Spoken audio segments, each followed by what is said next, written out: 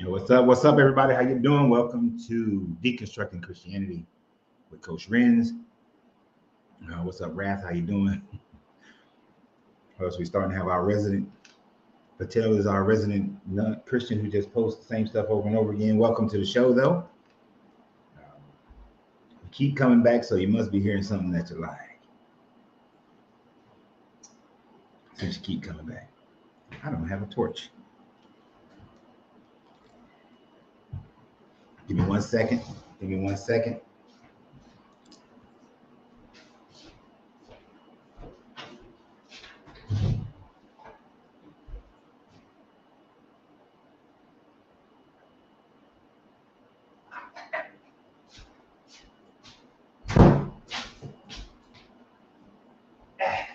Give me 1 second. 1 second, people. 1 second.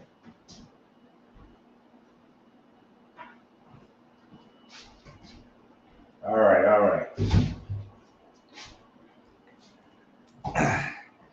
What's up, Dwayne, Sean, Wrath, Patel? How we're doing today? So tonight we're going to be talking about what the Christians like to call the great falling away. Although they missed it. They missed the great falling away. They absolutely missed the great falling away. That's what our conversation tonight is going to be about. I want to thank everybody who supports the channel by being a member, like Wrath on YouTube for being, and Dwayne on YouTube. I want to thank all the subscription holders on Facebook. Appreciate you guys. Those who support the channel in other ways, I appreciate it. Those who support the channel that way, thank you very much. Oh, I went to go get that and it was sitting right there. It has been very helpful and I really appreciate it. The gentleman who ordered cigars should be getting, he should have got his cigars today. I can't wait to hear what he thinks about them. So I look forward to seeing his commentary.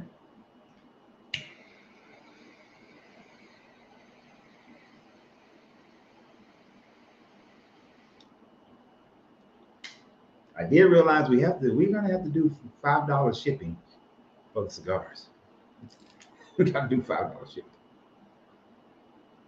Because I have to ship them priority. I don't have to. Or no, I don't have to ship them priority, so we don't got to do it.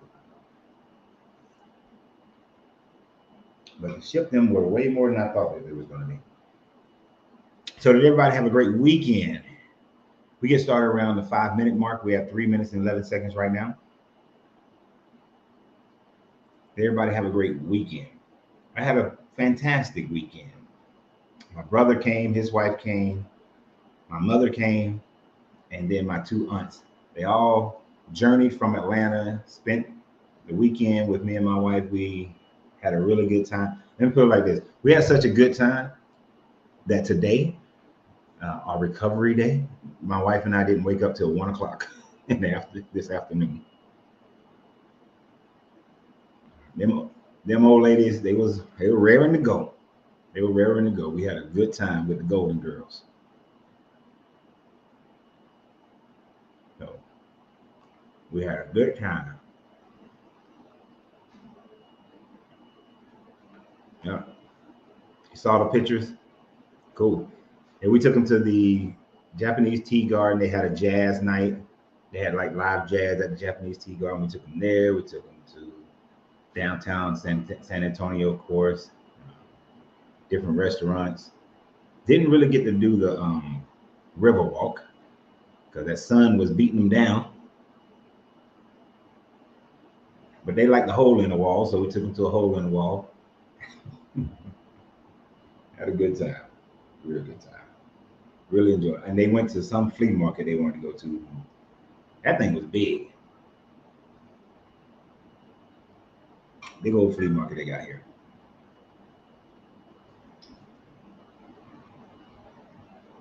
So I hope you guys had a great time as well. Eric, your family came? Yes, sir. you can relate. I'm telling you.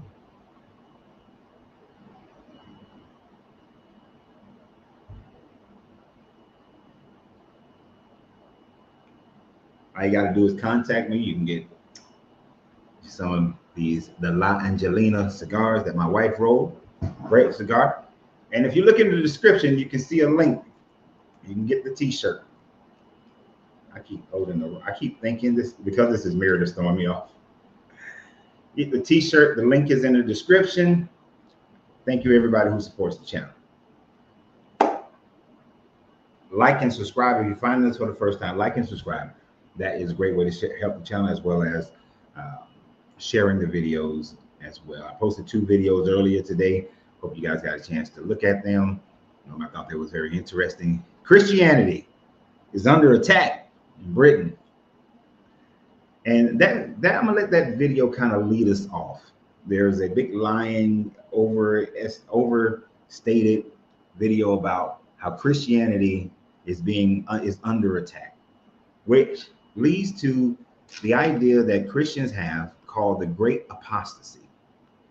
Now, this great apostasy is something that is taken out of Thessalonians.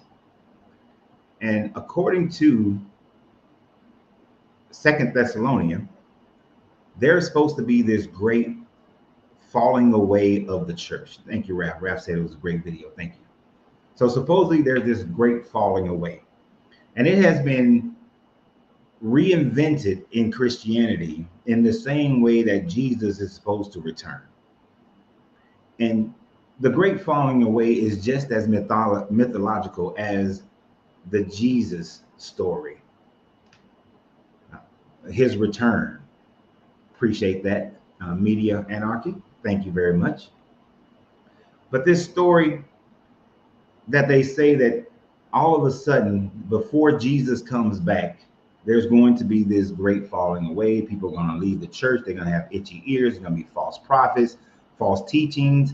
They're going to be pastors who are teaching different differences from the true Christianity, and that this falling away will allow for the man of lawlessness to be able to come in and take hold, right?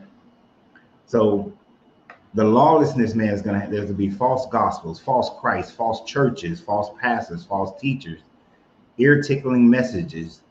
Now, these people who wrote this put yoga and witchcraft in the churches and false apostles and prophets. True Christians hate it, and multi-faith unity.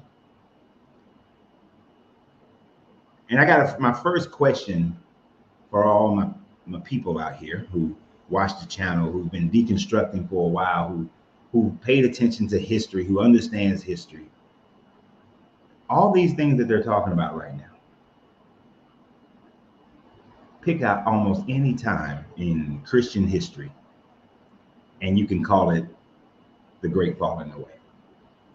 Give me some time frames that fit the Great Falling Away.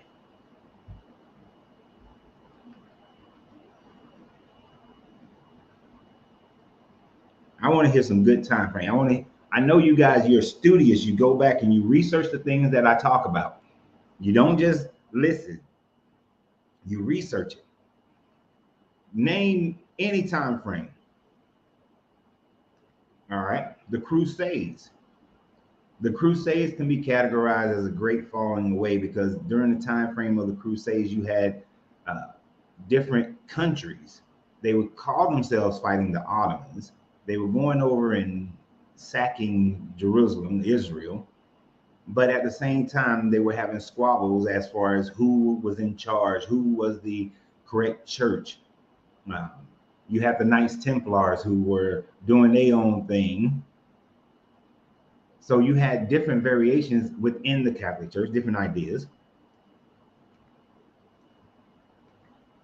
Renaissance is a great time frame because the ancient right teachings of Greece and the ancient type teachings of Egypt were coming into reasonable people's thought process, coming into their philosophies. And when it was coming into this led to the Reformation. And during the Reformation, you had the creation of various different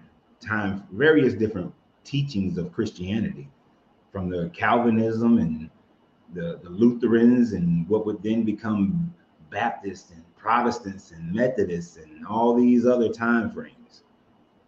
That's right. That's why he said the Reformation, which followed right behind that.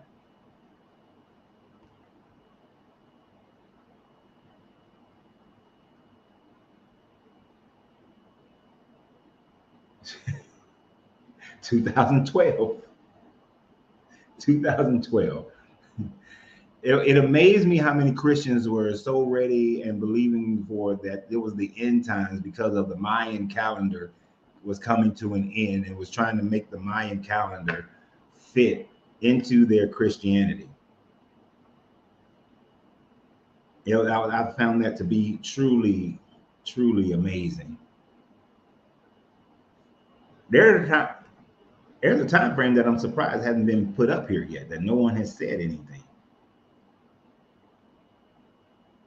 If anything, it would have been one of the first time frame that you could have applied 2 Thessalonica.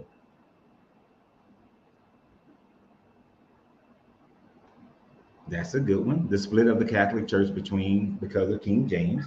You had the split of the Catholic Church. You had the reestablishment of the Anglican Church.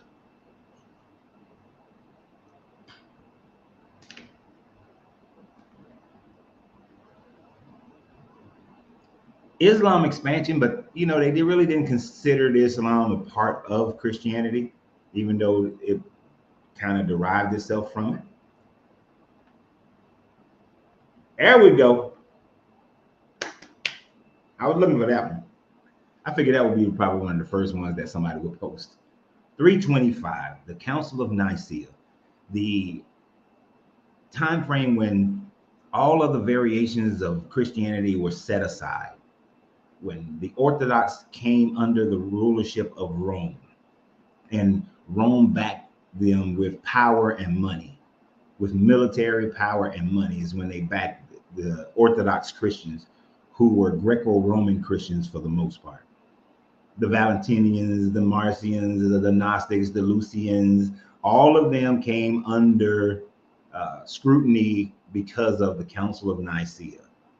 The establishment of the papacy was truly established in 325. Although they claim a longer history, it was truly in 325 when the papacy, the lawless man, was truly established. And Greco-Roman ideas and cultures became the way for the establishment of what modern day Christianity would become. Through all the changes that Christianity has went through over all the years, through all the time frames of different gospels being accepted, the Mormons, the Jehovah's Witnesses, the Seventh-day Adventists, your different orthodoxies throughout Europe, all of that stems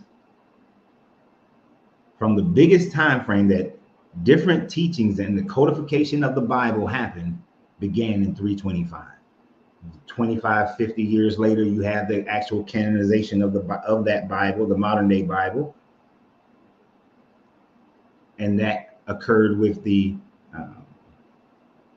with Athanasius, the Bishop of Alexandria, Egypt, constantly perpetuating the same books. But through all of that time frame, that you can look at where the churches were splitting, the church constantly splitting in the 90s with all these non-denominationals. As a black man growing up in Georgia, it was in the 80s and 90s when all these non-denominationals start coming up, and people start walking away from your African Methodist, Episcopals, Methodists, and Baptist churches, and non-denominational with different teachings.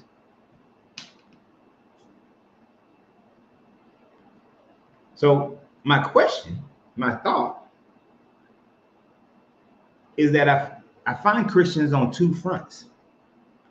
Most Christians, like Patel, who seems to want to come on here, like to look at people like us and say, we are the great falling away. We are the testimony to the great falling away. But based on what the great falling away actually is supposed to be about, it would seem to me that this over here describes the church itself. That the version of Christianity that most Christians are participating in now are versions of Christianity, and which is one of the reasons why we all walk away, that have gospels that were controlled and determined by some Greek and Romans and Hellenistic Jews. They had no authenticity. They just chose which ones fit the narrative that they desired. They created the Pontiff Maximus, that the Pope is the embodiment of Jesus, and that the church, the papacy, has more authority than the actual Bible. They send out their priests and their bishops and so on and so forth, and and they change the doctrine over and over again. Doctrines change. Slavery is good. Slavery is no more good. Women don't have rights. Women got rights. You can have this emblem over your child and over your door to keep Lilith away. Oh, that's paganism.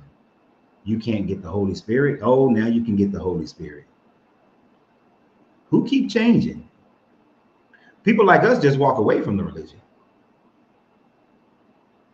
It's these other people who stay stuck in it. And then you get to where we have people like Miss Patel on here, who believes in the Bible but doesn't even realize that the belief she has in the Bible today would have been considered heresy 500 years ago. She will be considered a heretic. That it happened within her own church, her own belief system. If you wanted to paint a picture of the people in this group on this page, this is more the picture. Where all those gray Christians are following along like sheep, but we recognize and turn away from this nonsense.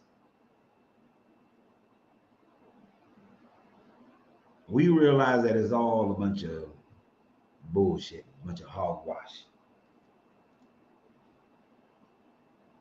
We understand that none of these teachings of the Bible, even if, let me put it like this, even if any of us desire to follow the teachings of Yeshua, we can't. We cannot. Simply because Yeshua didn't write nothing. Yeshua didn't leave any kind of record, nothing written in stone. Everything written is by somebody decades later, a century later, based on word of mouth. And we know how word of mouth goes. So all these things, we couldn't follow a Jesus because we wouldn't even know what Jesus actually said. When you believe in what the Bible is telling you, you believe in what somebody think he said, that somebody think he said, that somebody think he said, that think he said, that think he said, and 40, 50 years later, 100 years later, somebody wrote it down. How accurate would you think that information is? And then in order to follow Jesus, we got to follow the Old Testament. We got to follow a Genesis story, a Moses story, a Noah story that was written thousands of years after it supposedly happened, that went through edit after edit after edit after edit. So you wouldn't even know what you're following, if it's correct or not.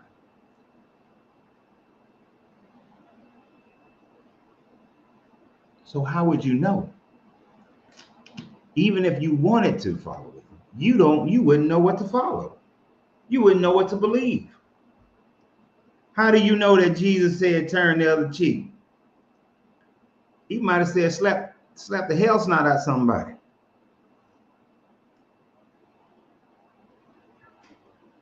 How would you know anything that he said? And then why would we believe things that don't fit with history? If Jesus believed in following and being a Jew, following the Judaic religion, then he was following a religion that said that Moses brought the children out of Egypt. Yet historically, we know that Moses never brought anybody out of Egypt.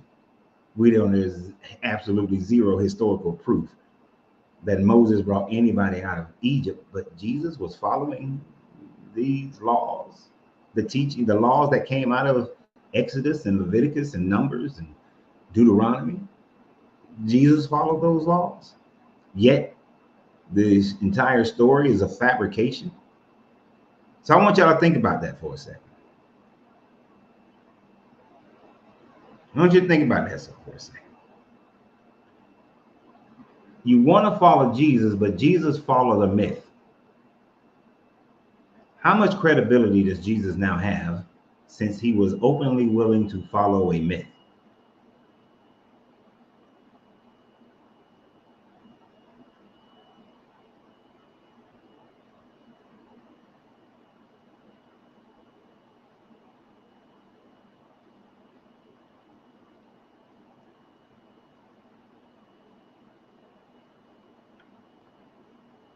What's the proof of it being a fabrication? Okay, so one of the proof that it being a fabrication is the fact that at a time frame, whether you give it the biblical time frame based on the chronicles of who begot who at what age they were begotten, which would place everything effectively around the 1200s and late 1300s. If you went with what Solomon said, that it was 400 and something years when he built the temple, the distance between the Exodus, that would place it around 1500 BCE. Egypt controlled the Levant during that entire time frame. Egypt didn't lose control of the Levant until after the around the 1100s and after. So how can Moses leave Egypt if he just went into more Egypt? That's one. And how could Joshua have conquered and given the inheritance, but all of that was controlled by Egypt at that time frame? That's just a little bit. We have the Egyptian Empire flourishing during the 1500s all the way through until around the 1100s, flourishing. But pretty much each pharaoh expanding the empire and flourishing during those time frames. Yet, if the plagues of Egypt had actually happened, the plagues of Exodus had actually happened, there would be no flourishing. Those civilizations. Look at what happens when the housing market just crashed in America. When the dot-com bubble burst, we don't flourish. So if 9/11 hit, the economy goes through a recession. We talking that's devastating. Imagine a society where all the rivers is turned to blood and all the waters are turned to blood. You can't get any water. Your animals die, and you're an agrarian society. All your animals are killed off twice, 2 times. Your animals are killed off. The people are sick with plagues and all kind of boils and things, greatly bigger than COVID. But the economy flourishes. Frogs and locusts eating up all the grain and the plants, but the economy flourishes. Come on, man. There's absolutely no way that would have been recorded in Egypt and all other surrounding areas. And since Egypt was a huge trade partner in that part of the world for centuries, hell, for millennials, actually, for millennial, nobody else wrote about it. Nobody else. Nobody else said that, hey, man, Egypt went through this time frame where the economy crashed, and because their economy crashed, you know, over here in Axiom or Saba, our economy crashed. Over in India, our economy crashed.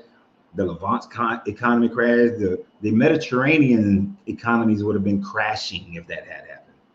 But nobody wrote about their economy crashing during this time frame.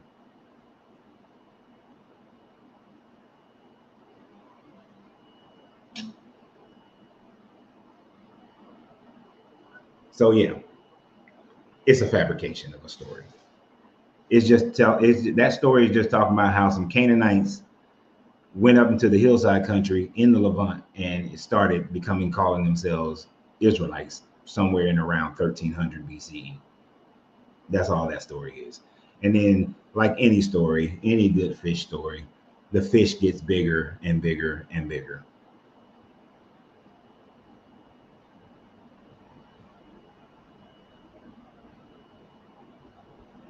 And certainly the Egyptian would have wrote about the fact that, hey, all the firstborn of everybody in Egypt died in one night. Whew.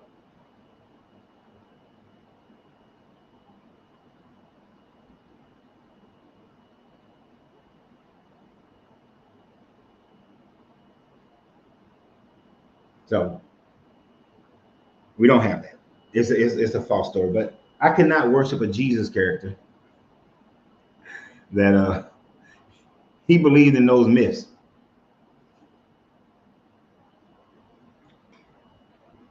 So the problem that any Christian would have who's trying to call for the great apostasy is that the great apostasy would either have to be the fact of all the different denominations that Christianity has right now. That would be the great apostasy.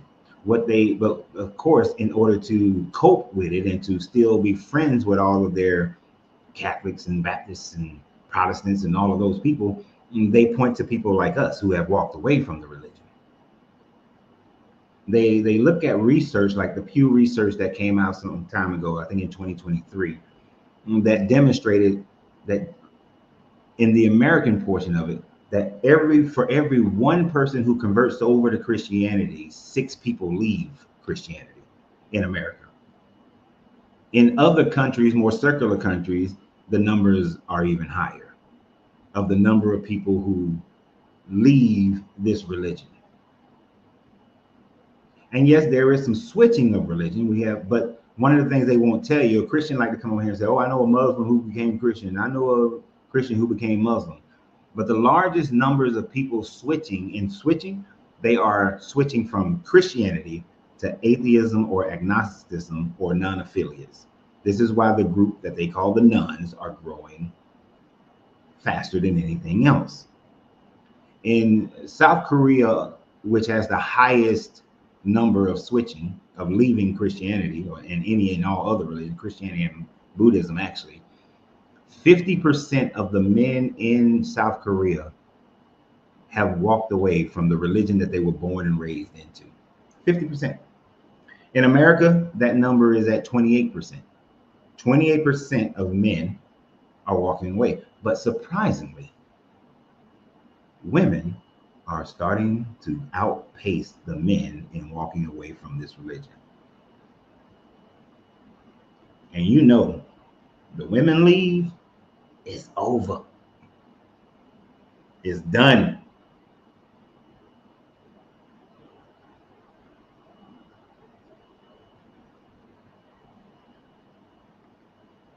Is there a creation story you relate to? The Big Bang. And the Big Bang, not in the sense that it's a beginning, but it's so the singularity, the recurring singularity that happens over and over and over again.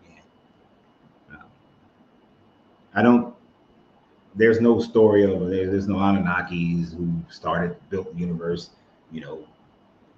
Anu and Tiamat and all of those.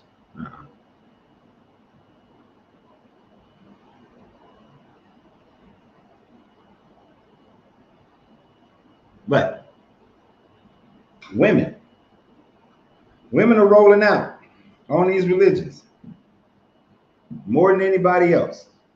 Well, they're growing in numbers. They haven't outpaced men yet, based on what I've been able to find thus far. But women are walking away faster. They're in larger groups now. So we are going to very much see the end of religion. And the fact that most people are becoming atheists or agnostics, doesn't mean that some other religion will take place. And of course, the largest age-wise, the largest group are those who are Gen Z and millennials. What you got for me, Cristobal?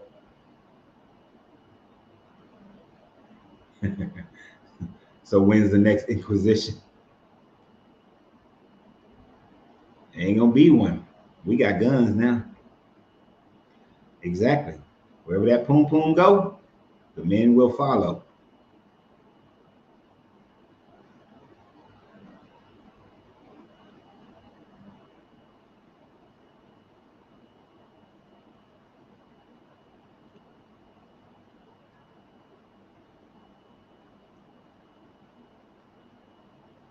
So I haven't given much thought to the whole RH blood type um, and conversation, so I really can't speak on it.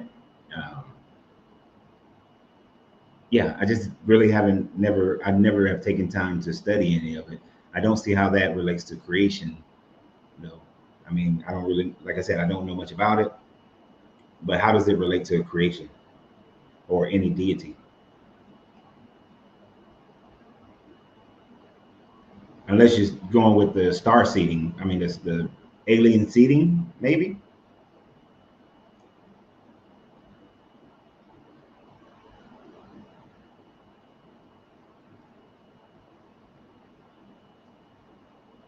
See, here's the problem with a new world order. Um, a new world order trying to force people into a religion is just never going to work. Uh, one of the reason why so many people in Gen Z and millennials and people in my generation are pushing back from religion, there are multiple reasons why people are walking away from religions. One of those reasons is because of religious involvement in politics. We've seen so much pushback because of the religious involvement in our current politics. And so, for that reason, people are pushing away from it. It would not be in the best interest of a new world order to add religion to it. That's just, see, the Bible is going to say that the new world order will have a religion that people will worship because it's based on religion and government being one and the same. Whereas we have moved to and are moving further and further away from religion and government being one and the same. We don't do that. So the the thing that will be worshipped will be survival, food, water, money, clothing, shelter. That's what will be needed.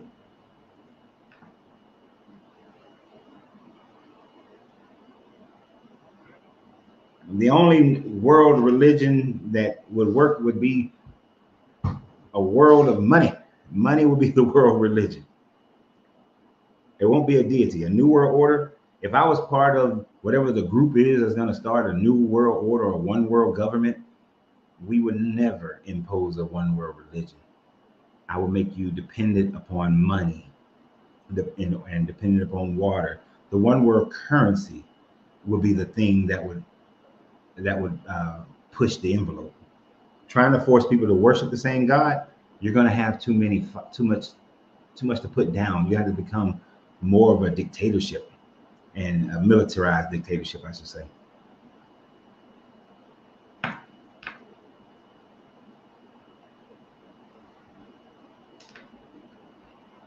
I hear you. In the past, it's always been the same. But what we've seen is people pushing back. We've seen people pushing back. And this is why and then we see countries like Sweden and Norway, they become more circular. And the people's lives have been better in those countries. And other people in other countries see that and be like, I want some of that. So they trying to get some of that. They're pushing they're pushing the religion out.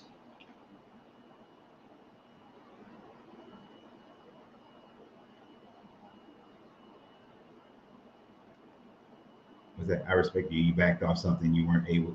You weren't sure. Oh, thank you. And I hope to be a good example of that to people. If I don't know something, I'm not going to try to like bullshit you through it.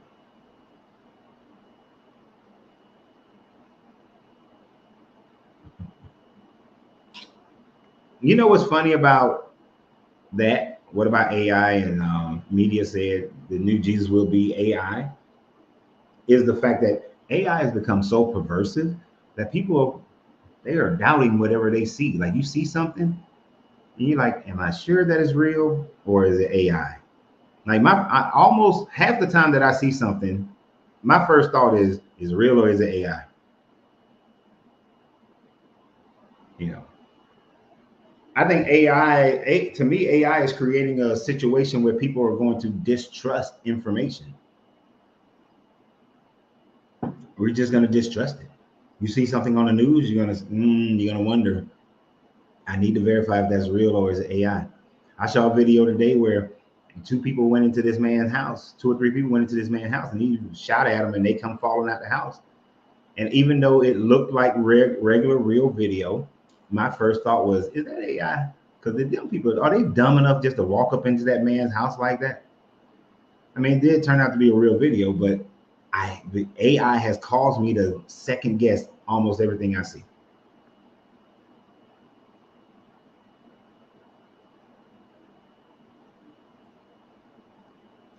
Yeah, the current administrator is trying to become a dictatorship, but America is not the country that you're going to become a dictatorship in. It's just not going to work.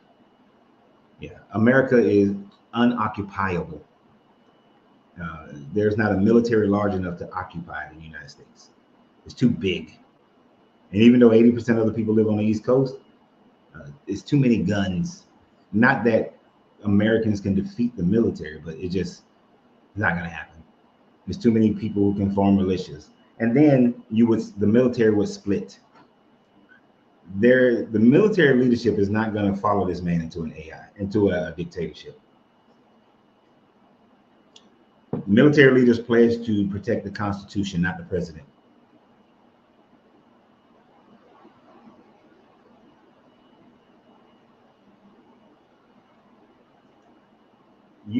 That's why the only dictatorships you really see in today's world is in smaller countries. It's too hard to do it in America. Just saying. Ran many scenarios of such in the 90s when I was in the Marine Corps, and we ran tons of simulations, and it's just not possible.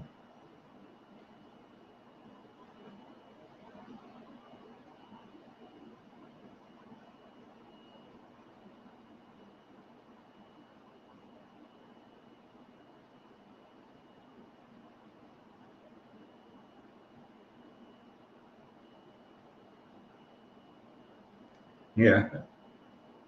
11 million here in Florida and 9 million owners own guns, and half of them are ex-military.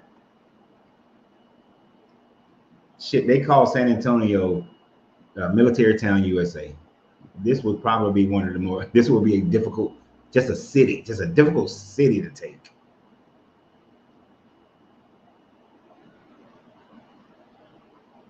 But yes, AI is causing us to question almost everything we see. I think that AI is unintentionally causing a popularity of live videos, because when you're watching something live and you can trust that more. But I'm pretty sure within the next few years they'll figure out a way to have AI conduct a live. My wife and I just watched that new movie on, I don't know if it was on Prime or Paramount, where, what was that dang movie called? Dang it, just watched it. Where the lady was the president, she was former military. Suicide Squad lady. I know y'all know her from other movies, but I relate most people to superhero book. But anyway, they had the world leaders read this little statement. And from that statement, they was able to use AI to dub over real video to make it seem like they were saying something else. Now, I always say when the movies show you something, it's either already been out there or it's coming. What was the name of that dang movie? Say, oh, G20. Thank you. Albert can't say that. Albert, you said it at the same time my wife was saying it. G20. Yeah, I don't know if you guys have the, I don't know, I forgot which thing it was on. Yes, thank you. Viola Davis. Don't ask me people's names. I'm bad with the names. But I can, they were using AI to make it seem like those people were saying stuff that they really wasn't saying. And that's exactly right. It's the people who control the AI, which is why we have to start, just like we deconstruct it and we double check, triple check, triple check everything. We got to double check, triple check everything.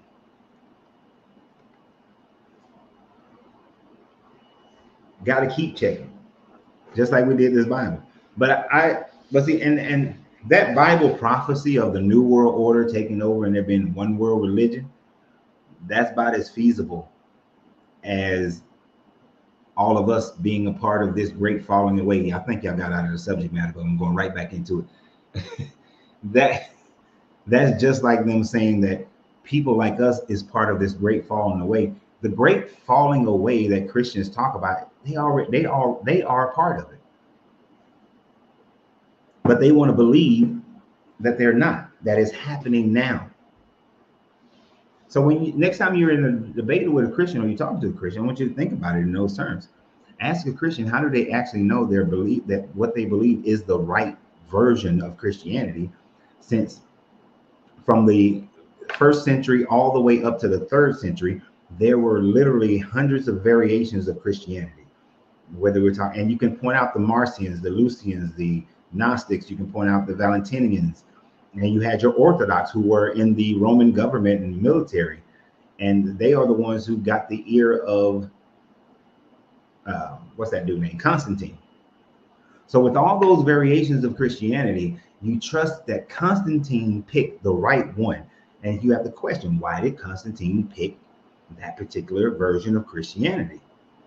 For all his political reasons and all his power reason, and then his rational reason was that he wanted to control the entity that was growing as Christianity. And then it was through those people who decided to canonize your Bible. Even though Marcion had previously created a canon, Valentinus had created a canon. So all these canons, the other people had created a canon prior to. The Albanians created a canon and the Ethiopians created a canon before the Orthodox one that they believe in now. And then once they established that church, which began to change the concepts of Christianity from a Middle Eastern religion to a Greco-Roman religion, and look at all the things that they've changed in that religion for the next millennium until you get to the Reformation. And then look at all the changes from the Reformation. And then look at all the denominations that came out of the Reformation and that are still coming out of the Reformation. Would not the Mormons have been a great falling away? Hell, all of those Reformation, the Calvinisms, the Lutherans, and all of them would have been a great falling away. But no, they'll say that, no, that was a correction. But your Bible is still based on the doctrine and the writings from the group of in 325 at the Council of Nicaea.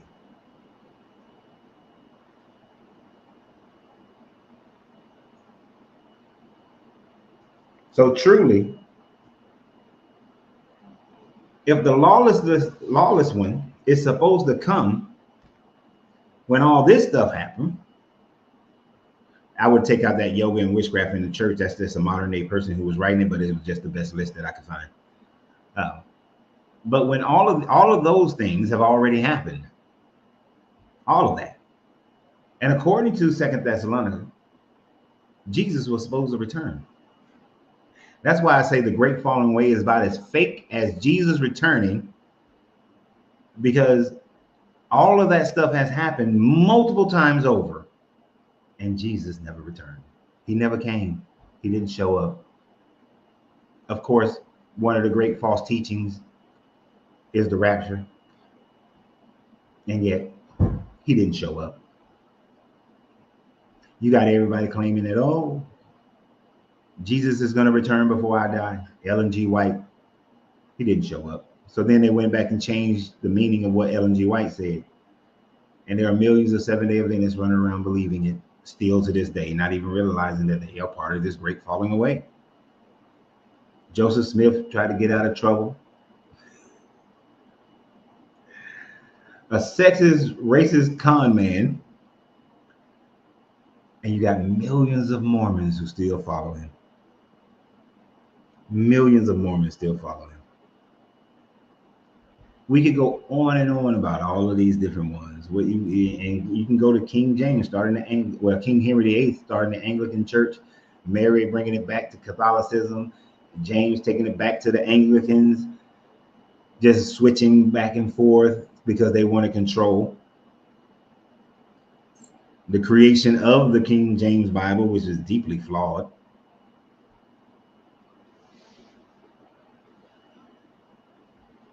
But they won't see it that way.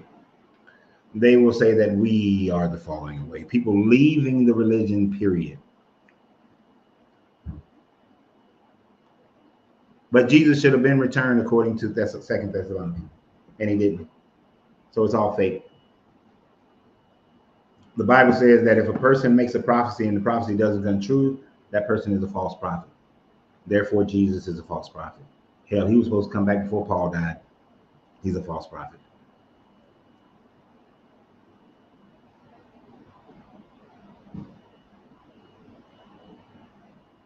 You don't want to see it.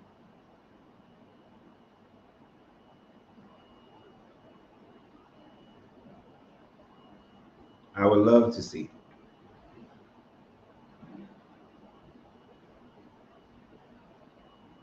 Right, the blood of Christ being wine. It's witchcraft. But like all witchcraft, if it's for their God, then it's not witchcraft. But if it's against their God, then it's witchcraft.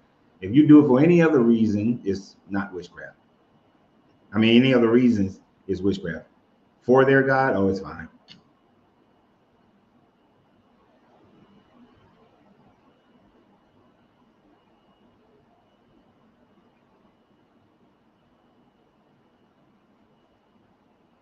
You experienced everything in the Bible. So you were SA'd, you were a slave. You've been genocide, but you're here, so I guess you were resurrected. You've experienced everything in the Bible. You sure you might want to rewrite that? You don't want to sound too overboard here. And I'm a man that takes people's words literally. So if you say you experienced everything in the Bible, I'm not going to see it as hyperbole. I'm going to look at it for what you say. So according to you experiencing everything in the Bible, then you've been nailed to a cross. You've been beaten by a cat o' nine tails. You went 40 days and 40 nights without food or water, and yet you're still here. You were thrown into the fire, and the Son of Man came in the fire with you, and you walked out of that fire unscathed, thrown into the lion's den.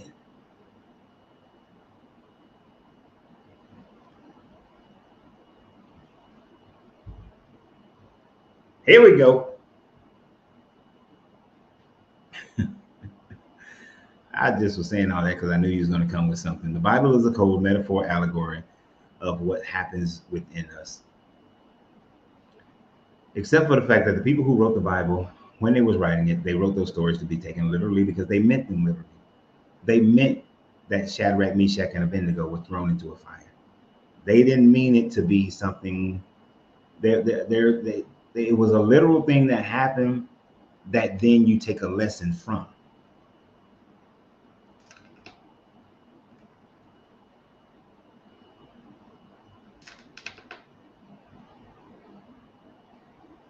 And you saying that you've experienced everything in the Bible, it's a code and all that kind of stuff, that is no different from when a person who is in Islam or any other religion says that they experience the love and the punishment and the corrections of Allah. Somebody who follows the Indus religion and say that they've experienced it all too. Somebody who's a Buddhist and they say they have went through nirvana and found nirvana or went through samsara. Just because you attach your life experiences to the Bible doesn't mean that the Bible is actually what's happening.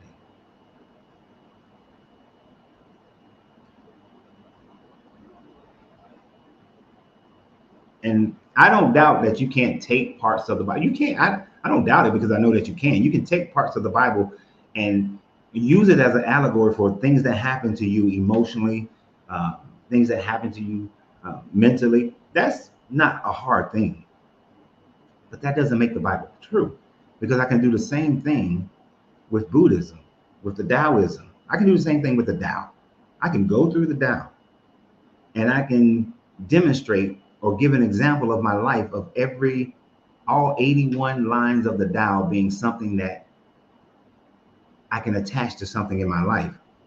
Does that make the Tao true? Does that mean that Lao Tzu was the true prophet?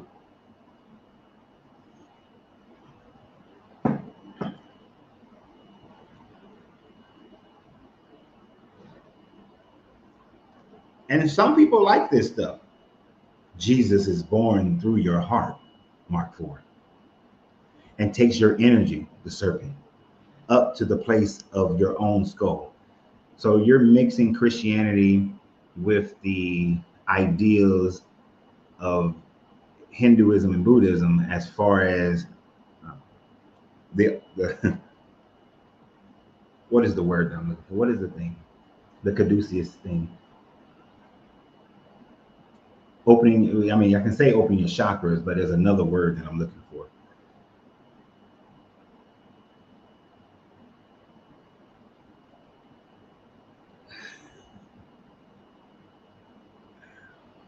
Oh, okay. At least you're okay. Now I'm cool with you. The fact that you say that all religions work like this. But if you were saying just the Bible, that's where we would have a problem. Yeah, you can take any religion and as a process. Yeah, Kundalini, thank you. But really, that's what you're doing. You're mixing the Kundalini energy. Thank you. And try, and this is something that you'll find a lot of Christians warning about. Like they will say that Ursula is a part of the great falling away because you're mixing in ideas from Hinduism or Indus religion into Christianity. So you are a false teacher and a false prophet, as far as what Christians will say.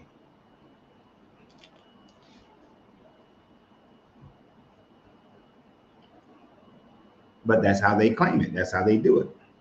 You will be considered on the outs with them.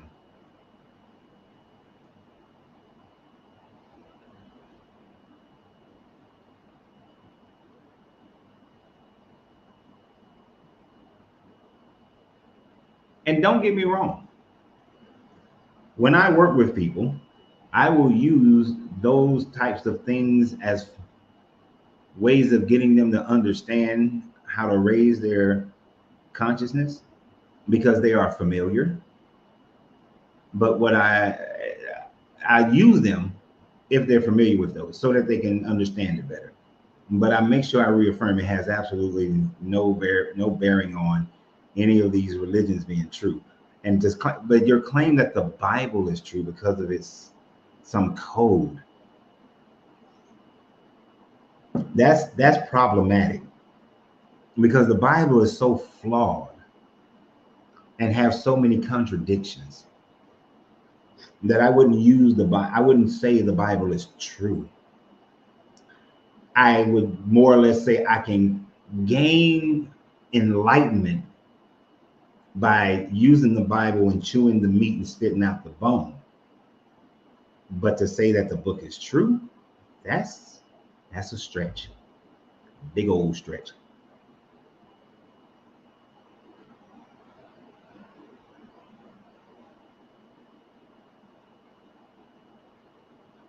And see, here's one of those, hold on.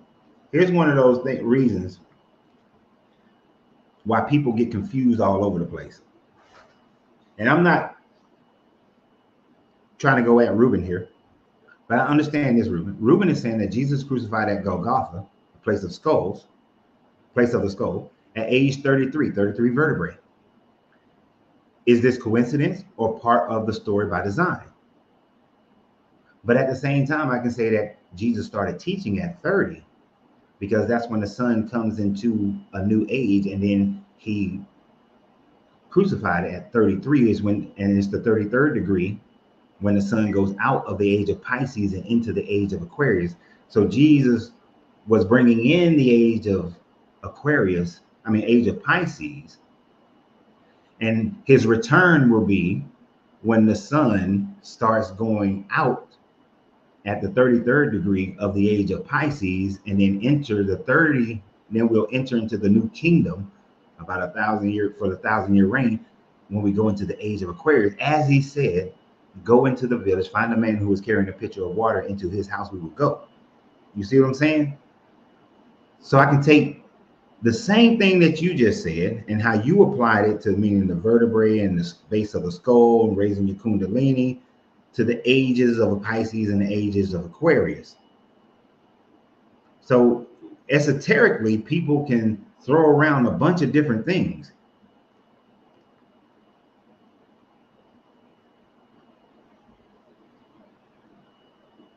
That's why when people say there's a code, I'm like, is there really?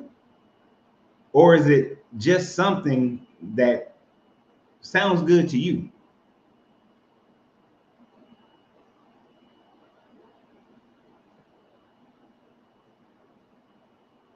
And that's one reason why the Bible cannot be the true word of any true God, but it's just a religion that was created by people at that time frame, is because I can make it be whatever I want it to be.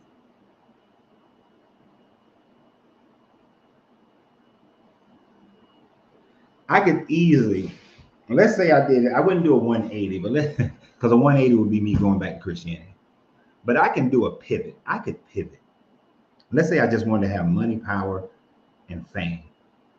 I could easily do a pivot where I validate the Bible with esoteric thought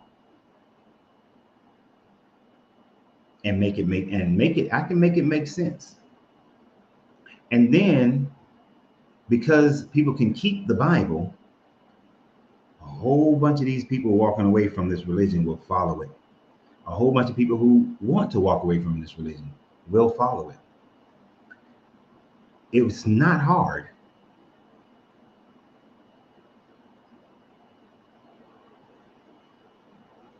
Because people want to, even though more people are leaving this religion every day, more people want to stay somewhat connected to it.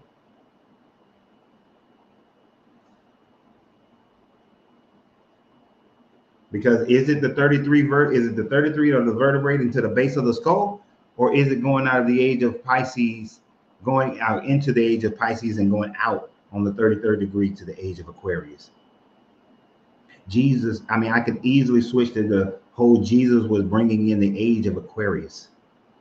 And the age of Aquarius is the man pouring out water representing coming into a new birth, the new womb, washing away the old and coming into a new mind, going into a golden age of mentalism, where the world becomes one and united under love and peace.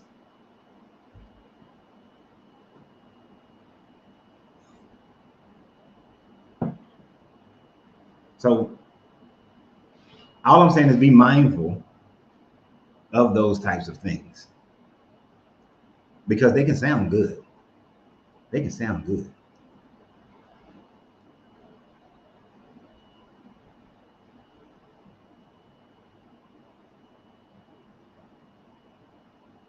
Oh, I would do away with the law. If you're asking me what I think you're asking me, I would do away with the law. I would be like Jesus came in and really I would go with the Gnostic viewpoint if I was doing the switch, that we're doing a pivot, and that the law was evil The law was the evil aspect of man that desired control over man. And that's what laws are. And even though they thought that they were, and well, no, not that that's what laws are. Even though they thought that they were given laws, if they were truly given laws, then laws cannot be broken. And that's what a law is, something that cannot be broken. They were giving their control, their rituals, their statutes, believing and calling them laws in order to mind trick the people.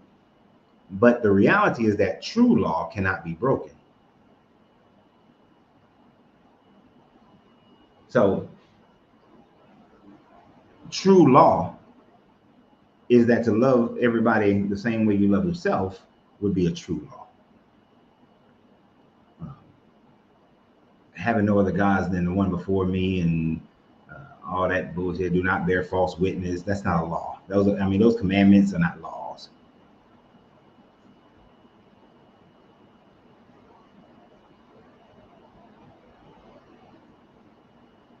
You know, the laws that govern how you decide the fate of a girl who's been SA'd, it's not a law. But I would focus on natural law, that Jesus was trying to teach natural law. And that Jesus and Buddha and were all in a long line of masters who came to teach us how to become one with the universe, the universal energy.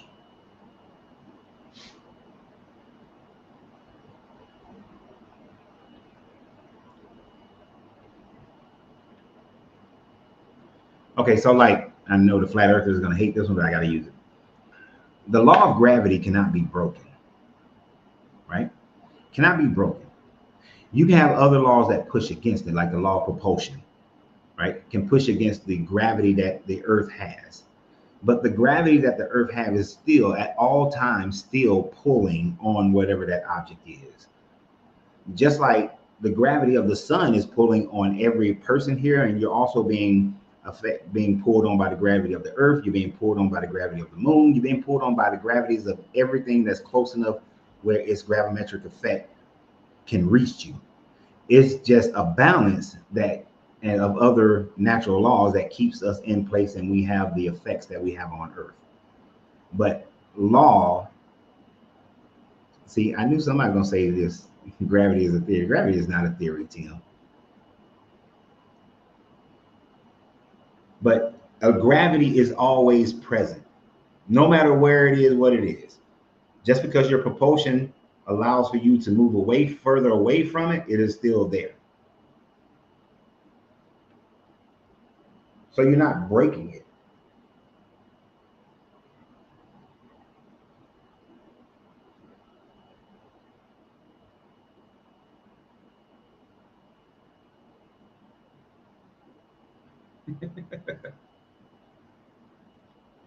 But we can argue and debate that it doesn't. Some natural law is natural law. Every other thing that we call laws are just societal doctrines.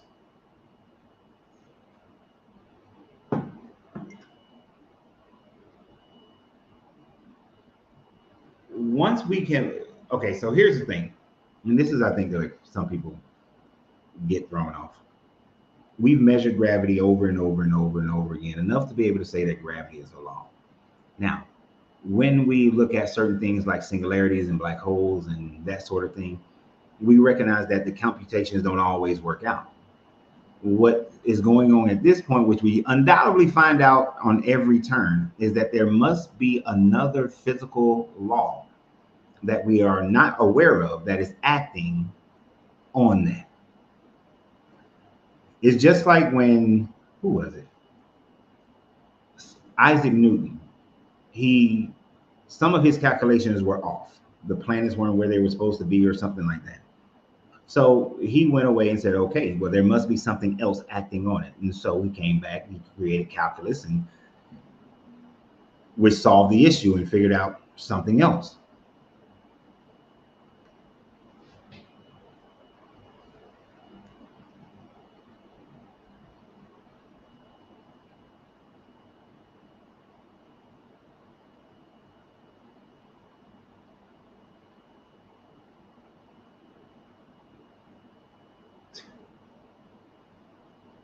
See, this is what you know what, I should not have used that as an example because I knew stuff like this was going to come out, which gets into that whole crazy flat earth stuff. Now, I'm not claiming to be the top tier scientist or new shit like that. Let's be clear. All right. But to use these kinds of comparisons is ridiculous to me. Gravity is so strong that it holds all the water on the earth, but it's so weak that birds can fly. There are so many different aspects between the water of the oceans and a bird flying. There are other forces at work. We have this thing, maybe heard of it, called an atmosphere. Right? We have the different densities of the, and I know somebody said density, and density, and it works with gravity, but I'm not going with it. It's not gravity, it's just density.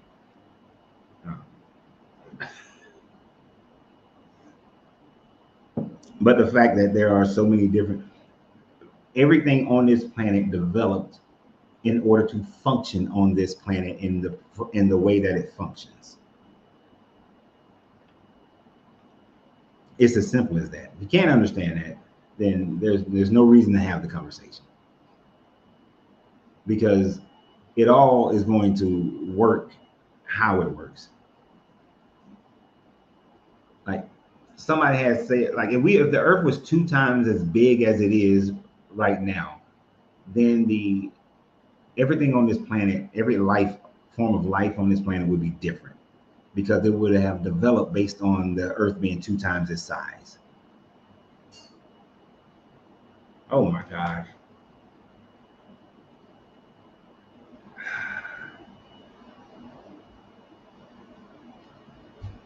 Why did I even say anything about gravity? Here, y'all.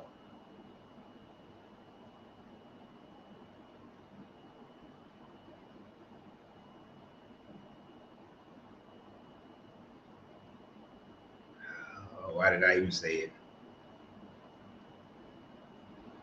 I know to stay away from that conversation, but I was a flaw within myself that.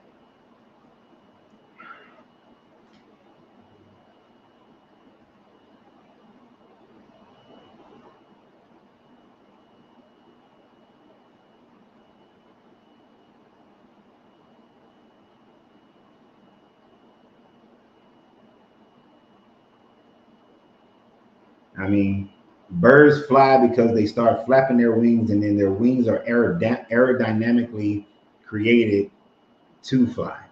And the reason why birds have to eat so much is because of the amount of energy that is required in order for them to fly. They are created, they have developed in order to have flight. And I've never seen the ocean fly. When does the ocean have the consciousness to fly?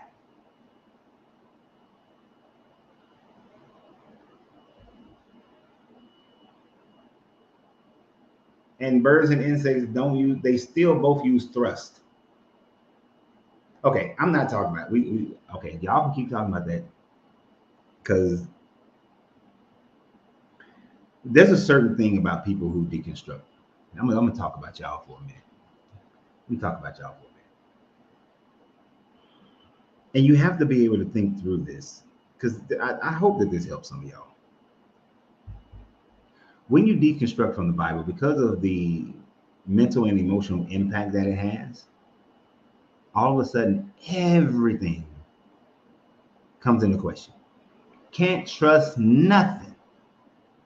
I'm not trusting gravity. I'm not trusting centrifugal force. I'm not trusting fucking medical surgeons. I'm not trusting. Now I don't trust regular doctors. Surgeon, yeah. If somebody stabbed me, I want a surgeon. But if it's a virus or bacteria, I want some natural homeopathics.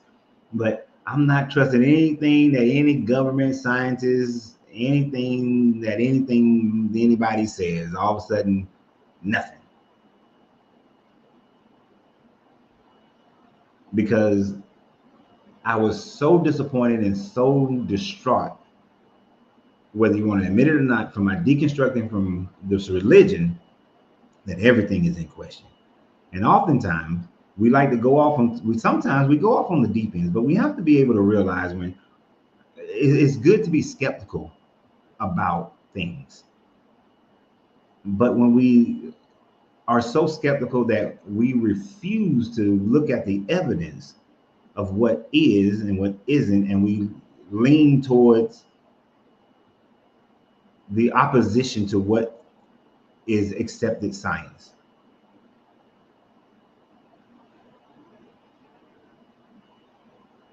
I mean, you have to find a balance.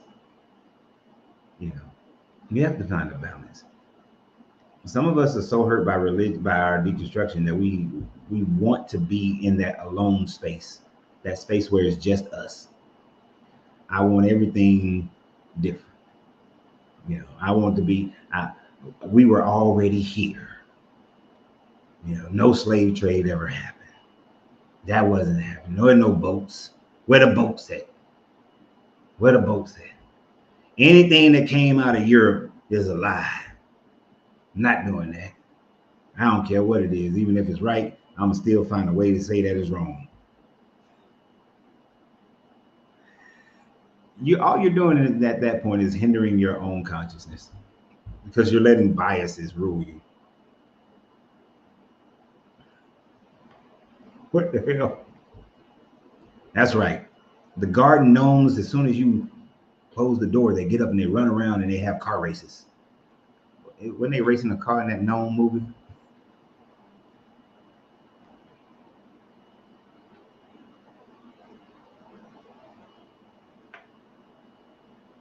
All of it. I always find it interesting when people who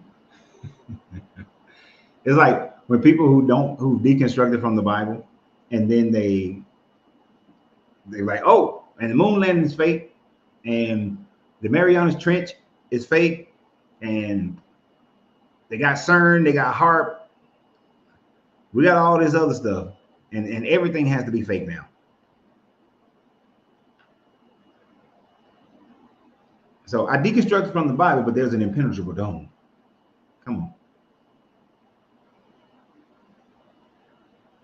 Now, don't get me wrong. Do I think that it is possible that they could have faked the moon landing? Yes. As far as people going up there. But do I think that we've never been outside of Earth's atmosphere? Come on now.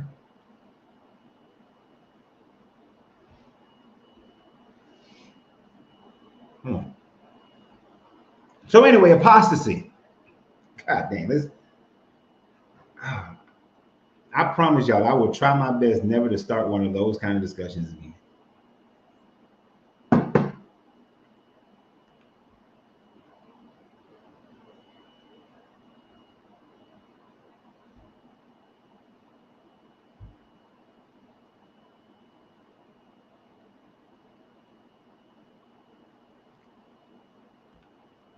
So,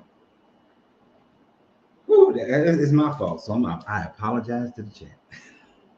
I should have never used that, because I knew when I was thinking about it, I said, oh, this might cause some bullshit. So, and get us way off track, and we got way off track.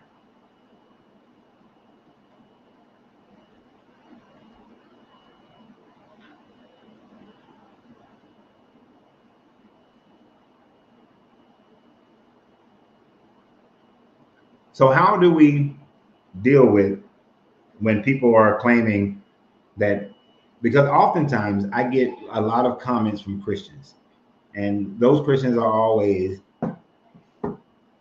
where they are thanking me because I am fulfilling the Bible. All of you guys are fulfilling the Bible, that you're walking away from the Bible. You're teaching that the Bible is false, claiming that Jesus is not Christ or is not one with God, is all part of the fulfillment of the Bible, because you are the great falling away that has to happen before the Jesus character can return. So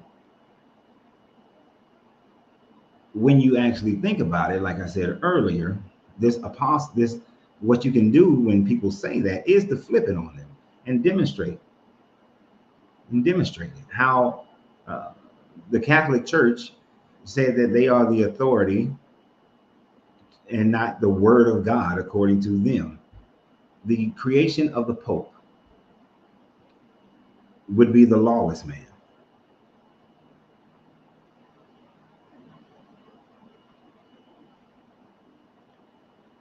But even the creation, and here's the one that will kick a lot of them in the nuts. The creation of the United States of America is the greatest falling away. I want you to think about this for a second. Just walk with me for a minute. Just walk with me for a second. The beginnings of the United States of America would have begun with the Puritans and the Pilgrims, those types of people coming to the Americas.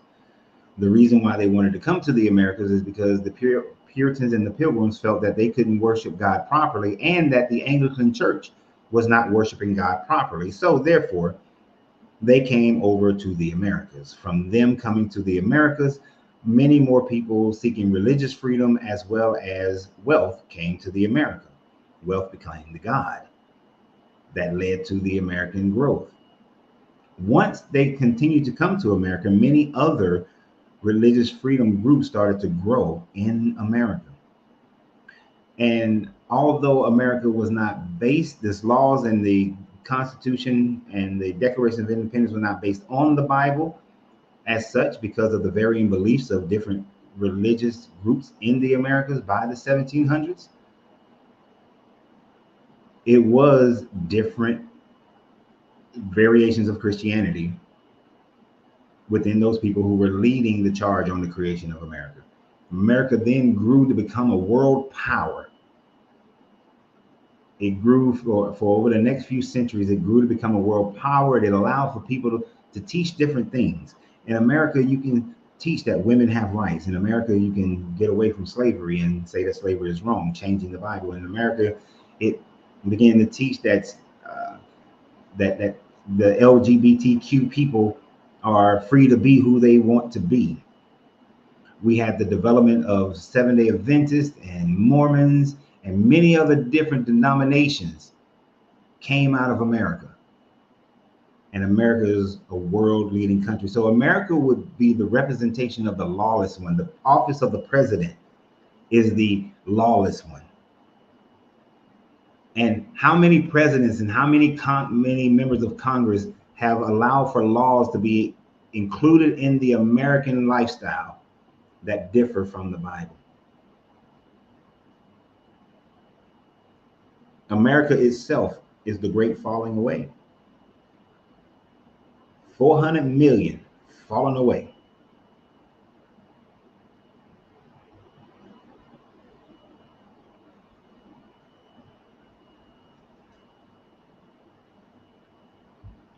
So, America is the great falling away in itself. That would really bug the shit out of an American Christian.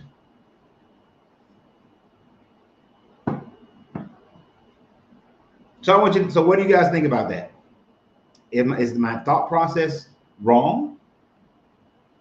That the literal creation of the United States is the great falling away, the latest one, and especially with the power that America has.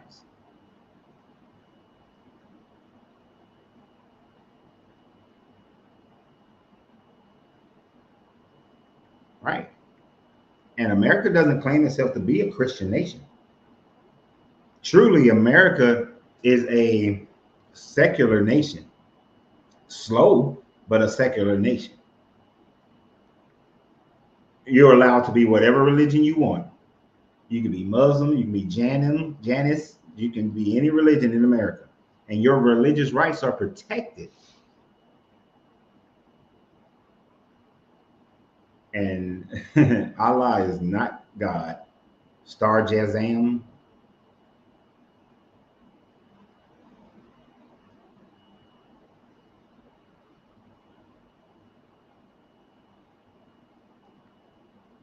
No, 1776. I wouldn't say 1776 is more of a falling away than 325. But just to bug the shit out of an American, I would use 1776.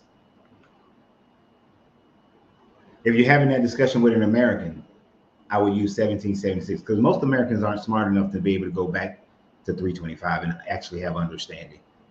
Most Americans, Christian Americans, is too far back for them, too unrelatable.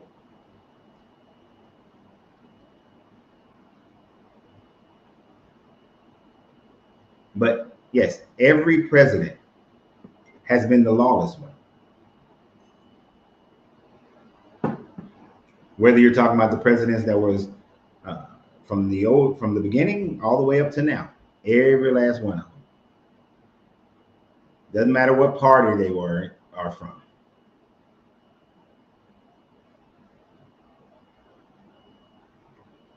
Because they're false teachers.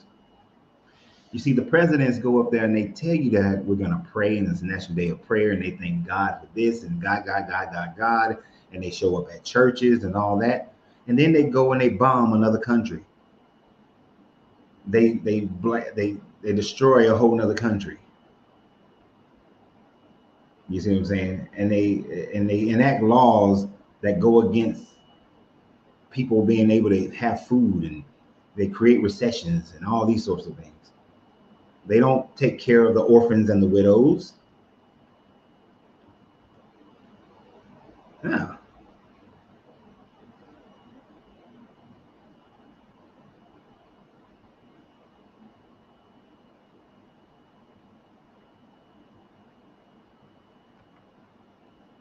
I understand what you're saying, but they don't know that.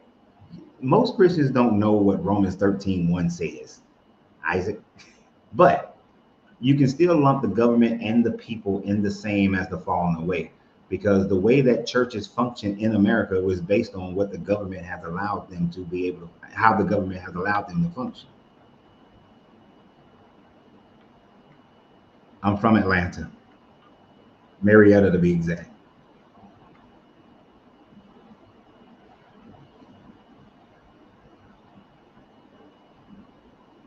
But understand, if I was following this book, the greatest falling away began in 325.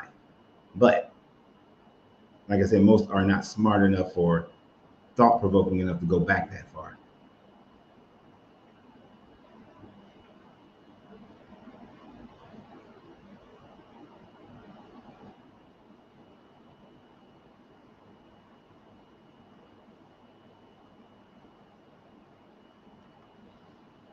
And why is our country so ass backwards? All other countries move forward in progress because America has this weird thing. It's a secular country with with a false Puritan facade. Yeah. So America want to present itself and thinks of itself as has this Puritan kind of facade. This is why, like, we taboo sex and alcohol, to use that as an example. Those are so tabooed in American society for so long. Yet other secular countries normalized it. And in their normalization of it, they have less problems with it.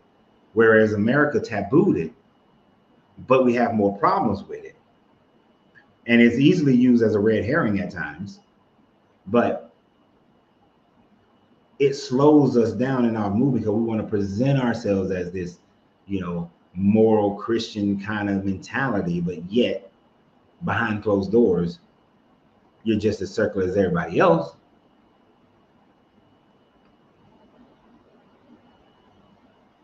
So it impedes progress. It's a weird little conundrum that doesn't make any sense whatsoever.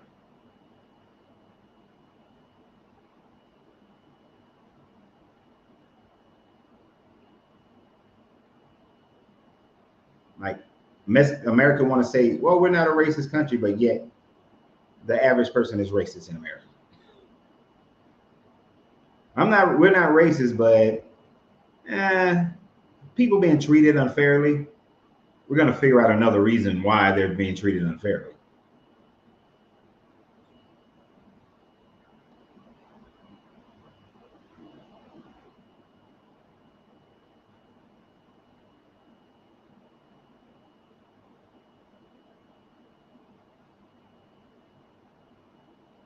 But America is just it's just fake. America is so fake.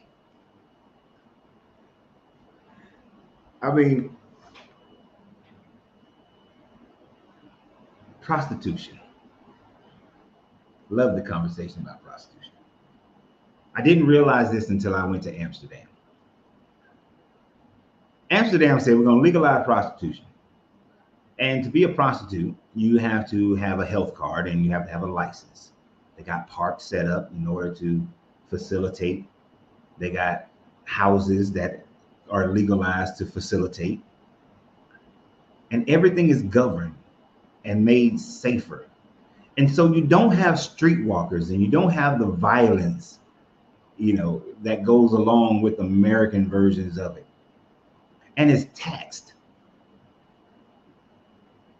And over time, the people who participate in it, it's not a crime and you don't go to jail and all this bullshit. But in America, from the wealthiest to the poorest, you have people participating in it, whether they're buying or selling.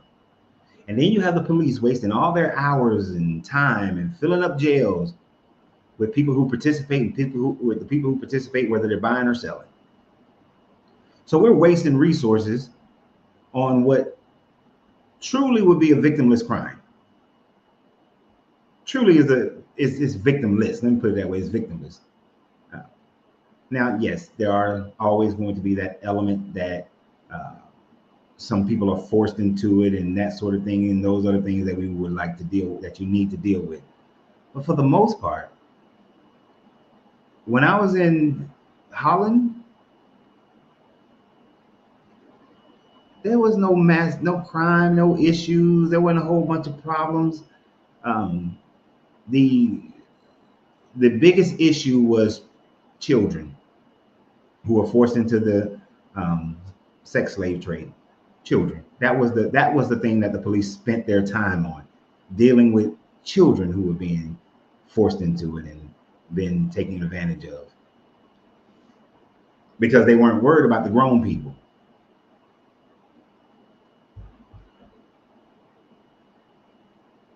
Same thing with gambling.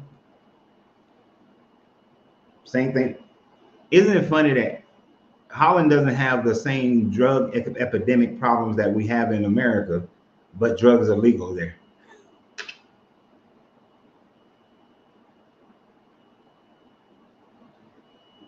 But they don't have that problem.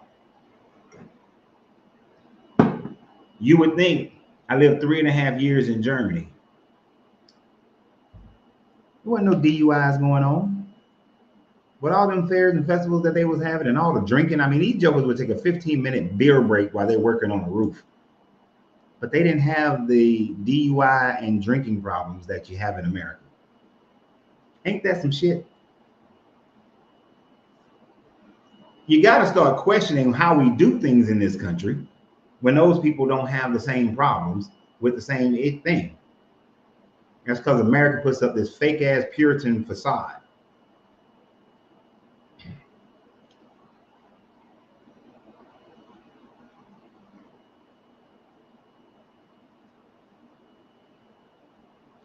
America can learn a lot from some of these other countries.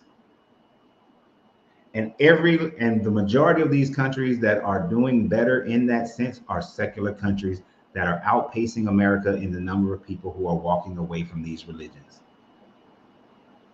America eventually, when the Gen Zers and the millennials take over the government, that's when we're going to see a huge change, because they are the group that's walking away from these religions. They will not enter Congress, Senate, judgeships, governors and mayors and political office. They won't enter those trying to hold on to some type of fake ass Christian values. They will walk into it with a secular mindset and have the mindset of, we just need to do better. We need to follow it. We need a system that just does better for the people. And that's when America, the Christians in America will really be like America is having the falling away.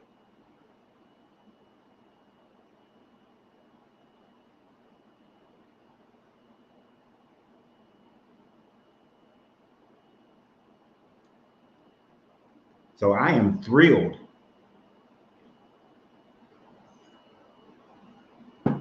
that most recent research demonstrates how for every one Christian gained in America, 6 people walk away from it.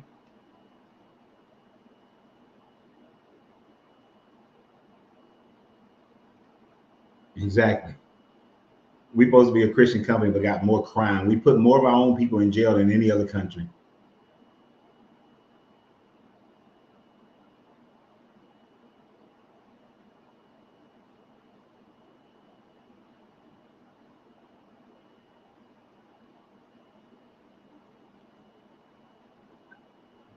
Maybe you missed how I phrased it.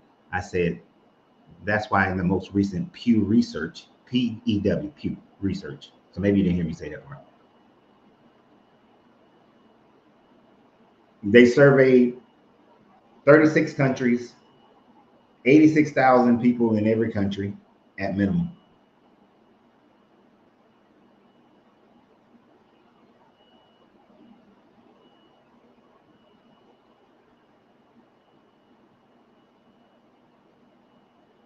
There is no such thing as a rapture, so no, the rapture won't happen. No. Are you talking to me, John? And you have to be specific because I said so many things. I'm not exactly sure what you're talking about. And there's a bunch of comments that come through, so I'm not sure.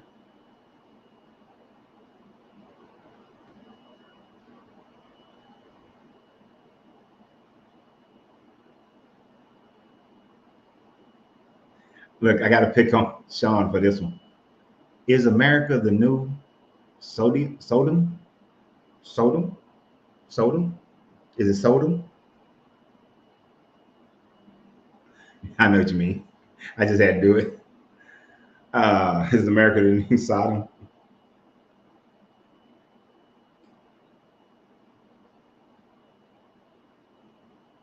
I wouldn't really say that. I mean, Sodom was supposed, according to the Bible, Sodom was a city that had so many people committing evil, that were doing evil, that didn't believe in this God of this Yahweh God.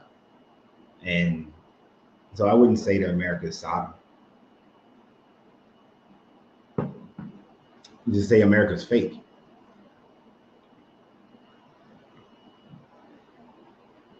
But John, allow what possibility, John, is what I'm asking. I'm not sure of the question. So allow what possibility?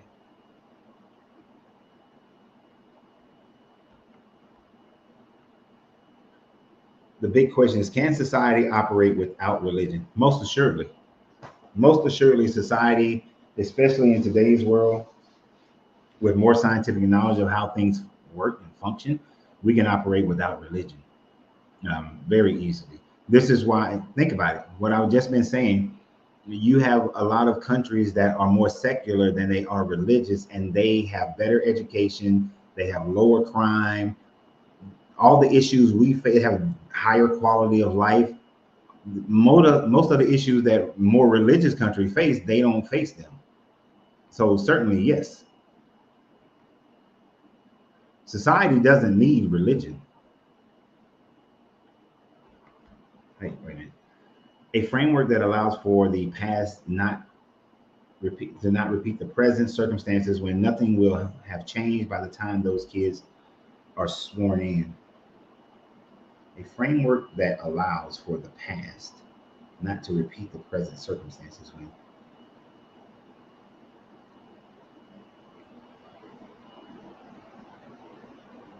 If I understand you correctly, then what I'm saying is that when those millennials and Gen Z become the government, are running the government, the types of laws that they will be able to enact will be more like what we see in the more secular countries, where you start to see where you can legalize prostitution, but have a parameter set for it in order to allow it to function. They will look at Oregon and Seattle and see how well they have done with the drug market by making it legal in Colorado, and then be able to facilitate that across the nation, which will then greatly decrease the drug issue in America. And all of those programs have treatment facilities as well, but it would greatly reduce all of those kinds of things. And it won't become such a stigma on people. So by looking at the history of those states, we can alleviate a large portion of that problem across the entire country.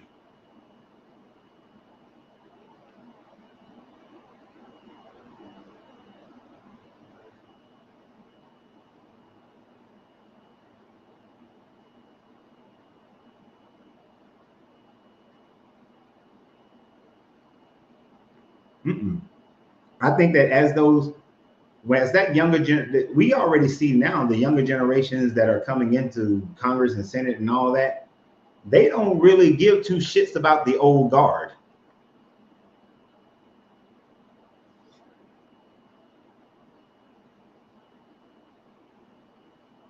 And then a lot of money that they will be getting, they'll be getting the money from the Gen Zers and Gen Xers who have made money. The old money won't be as powerful.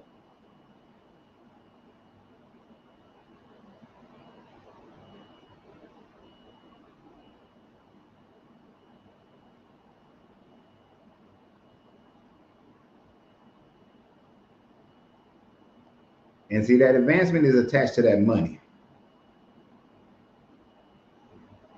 And when it's the, take Mark Zuckerberg, for instance. He's playing the game with the old guard. He is behind the scenes. He's playing the game with the young guard too. He's going to fund the next generations that come up, people like him, and he will be able to do it for what he really wants. And you have hundreds, if not thousands, of other Gen Zers and millennials who will be in positions to lobby this new generation and will be like, that old shit I ain't dealing with.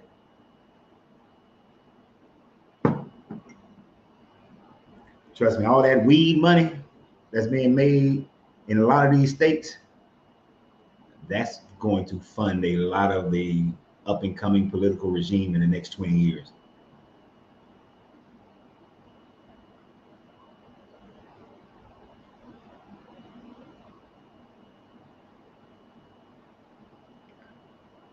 And then they're going to go real big with America is the great falling away. When we see more and more atheists and agnostics or just in general term, the nuns become the rulers of the government, the great apostasy will truly take hold, because then you don't have to step up there and act like a Christian to become president and senator and congressperson and all those things.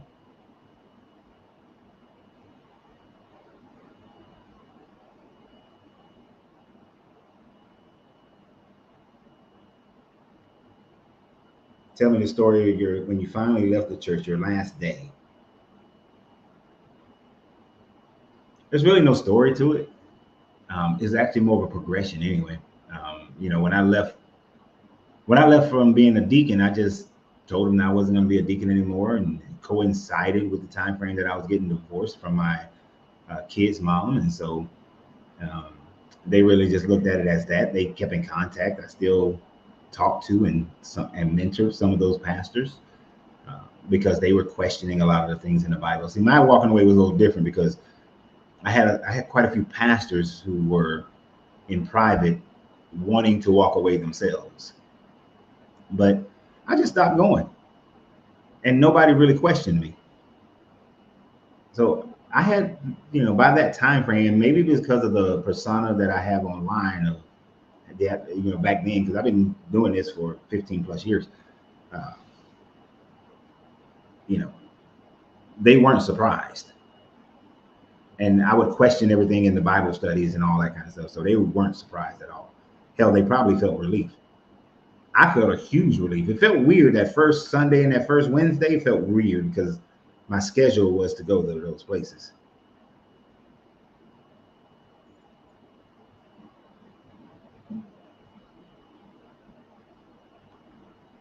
Yeah, I don't pay attention to the market, but you said the weed market took a crap.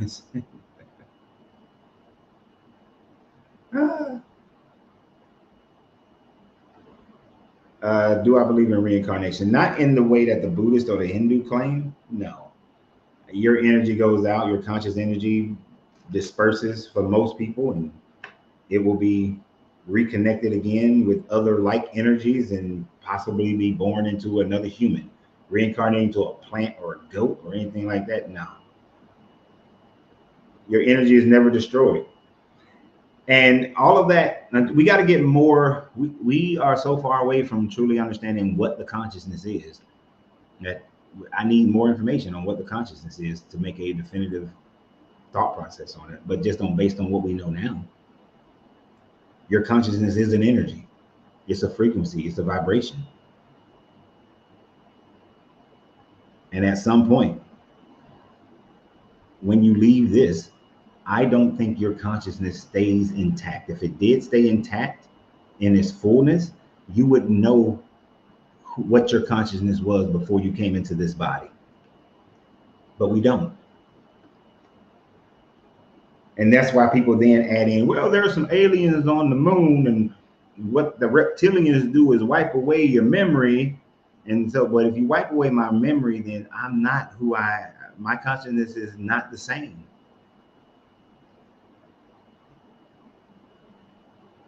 In order for my consciousness to stay intact, I have to remember who I am, everything that's happened to me. But you don't.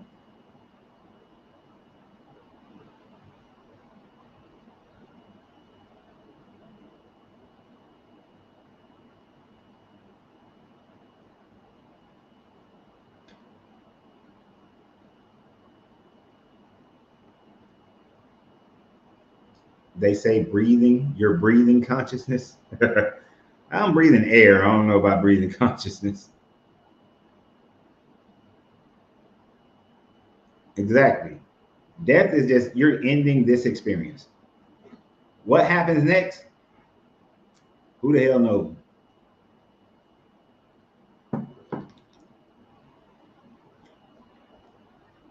What's the oldest document in the world? Let us know.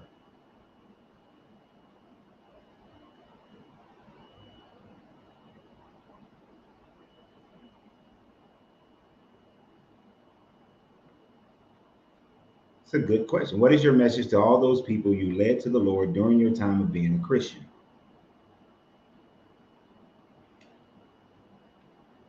Well, I was wrong. If they're just now, if they weren't paying attention to me when we was going through all of this, I used to tell them to question the things that are in the Bible. Even when I was a deacon, I was telling them that there were older stories, that the flood story, to which I'm getting geared up to have a private seminar on the entire flood myth, very detailed seminar. I would give a lot of those details I would give to them. So I was always telling people to question it, but I was teaching more of an esoteric version of Christianity in a Baptist church. So they should have been aware of it to a certain degree. But if they were to approach me, I'd have had some that approached me after I left, and I explained to them that I was wrong to believe in Christianity, and I explained my journey. And I would tell them the same thing I told them back then. Always search with an open mind, landing wherever the information takes you, not where you want it to go. Can't have a preconceived idea.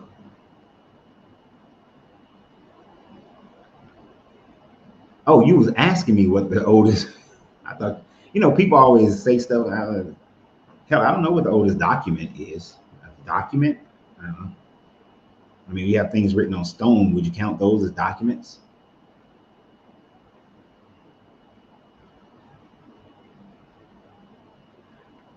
Oh, see, Isaac, you've seen those people telling some, the way you pronounce Yahweh is Yahweh, Yahweh. That it's in your breath. Those videos irritate me to a point where I don't even want to deal with them because it just seems stupid.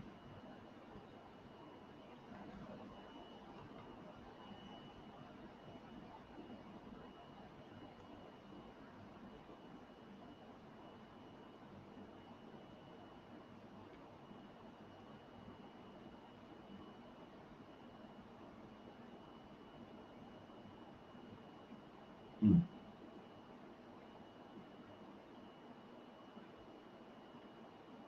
So praying lion, we did a live last week or the week before where we talked about the emerald tablets of Doriel, well, the emerald tablets of Thoth, written by Doriel, and we talked about the emerald tablet and drew the distinction between the two. And we talked about Hermeticism. So there's an entire live based on that we did about 2 weeks ago. So if you scroll through my live videos, you should be able to find it. But there's a difference between the emerald tablets of Thoth, the Atlantean, and the emerald tablet.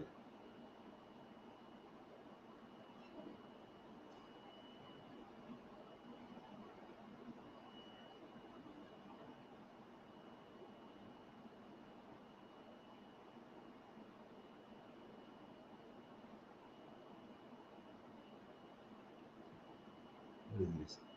All you need to know about Jesus is Mark 14:51. It was in the garden when he got arrested. Why was he arrested, and why was he with a naked boy, and why did he have that medical bandage on the boy's private part? Why did he have a purple? Why was he falling around in the panic state? And why did he, the angry mob looking for Jesus when they called him?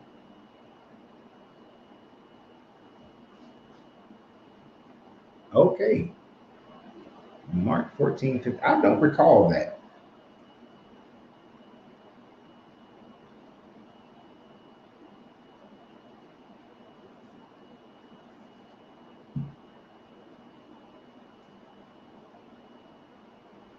I don't recall that. Mark 14 original.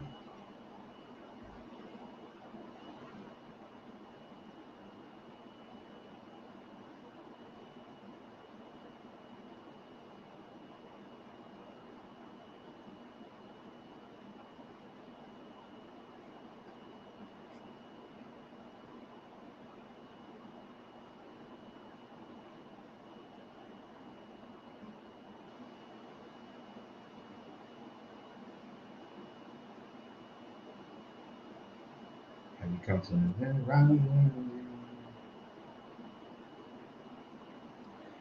Let me do some more research on that one. I do see this talk in 51. He got a young, yeah. And a young man followed him with nothing but a linen cloth about his body, and they seized him. But he left the linen cloth and ran away naked.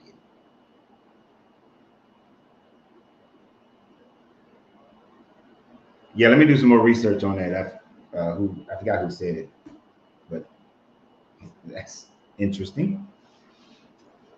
And that's why I say let me do more research on it, because I want to see what the Greek words were, the coining Greek words were, and what they meant back then, and not take it into how we would see it today.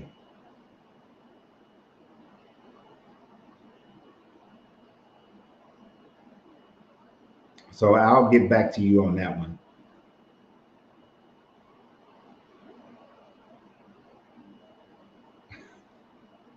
Because just on the initial thought process of that, that sounds a little shaky. Sounds a little problematic. I don't think, I know I've read that and didn't think too much about, didn't think about it. But that's, you ain't gonna hear a sermon talking about that. They're gonna skip that part. Because that sounds a little sus.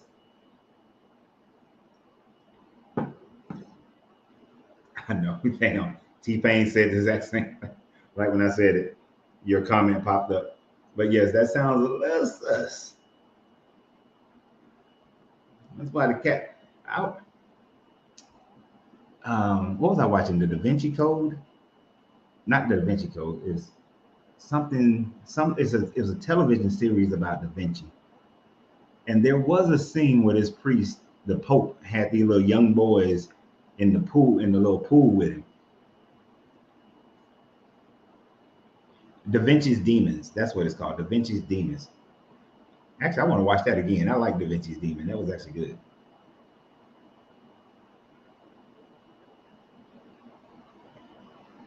Oh no, the Emerald tablets are not. The Emerald, the oldest type of documentation that we have would be cave drawings.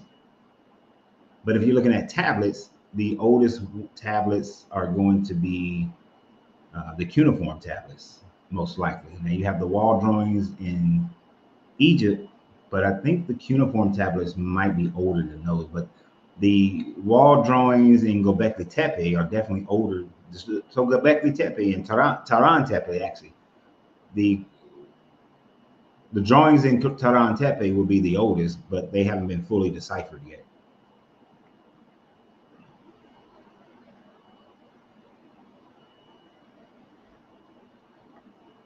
I was planning on watching that series after I had watched Da Vinci's Demons, but then I didn't. I got started like the first episode, I think, and something was going on in my life at the time frame that got me. I wasn't watching anything. I don't even know what those are on. How can I watch Da Vinci's Demons?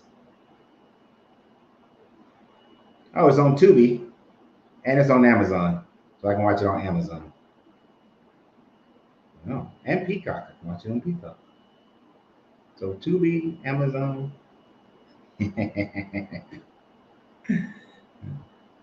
My wife gonna get mad at you, Boondocks, because you know, she'd be like, what TV series we watching now?"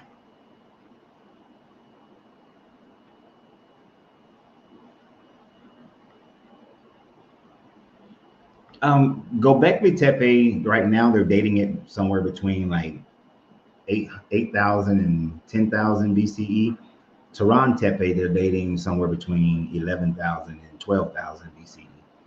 But it's relatively, they're right there together. You know, they're of the same people group. So you can somewhat group them all together, Taran Tepe and Gobekli Tepe. So you're looking at about 8,000 BCE to 12,000 BCE. And we're just gonna call them the Tepes. The Tepes are around that time frame.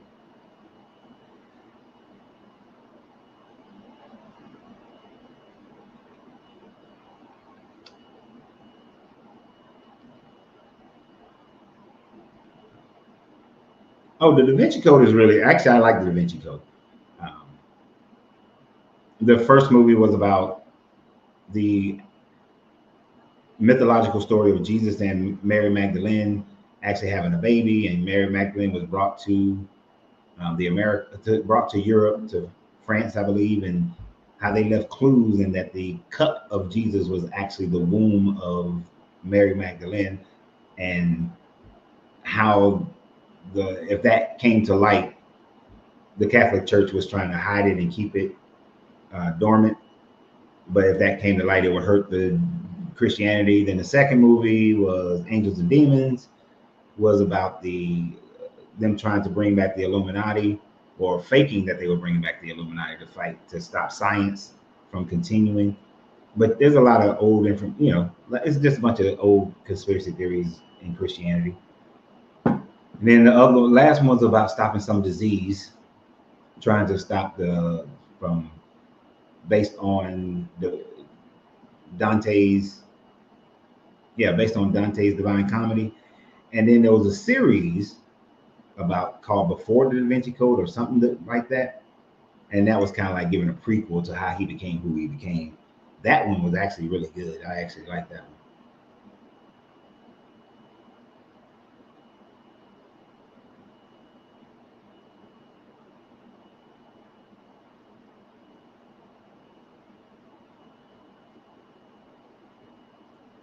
I'll check out KRS One. I haven't seen much about him.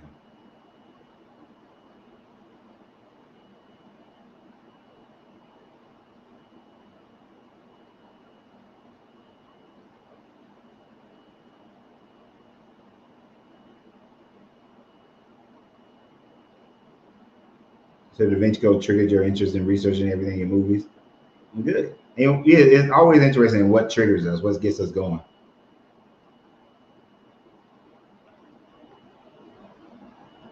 Why did he have purple on his lips when he was arrested with bodily fluids on his face? What book is? I must have been missing some stuff. Of course, now it's been a long time since I read the entire Bible.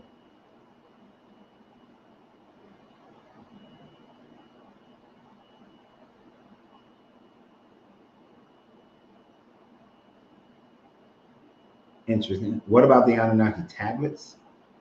Are those prefer? So you talking about the Enuma Elish? Um, I mean, I think there were stories that the Sumerians and the Akkadians created to try to explain their history and what was going on around them. The Isle of Mu. I don't know how many. I thought about doing a video about the Isle of Mu and Lemuria.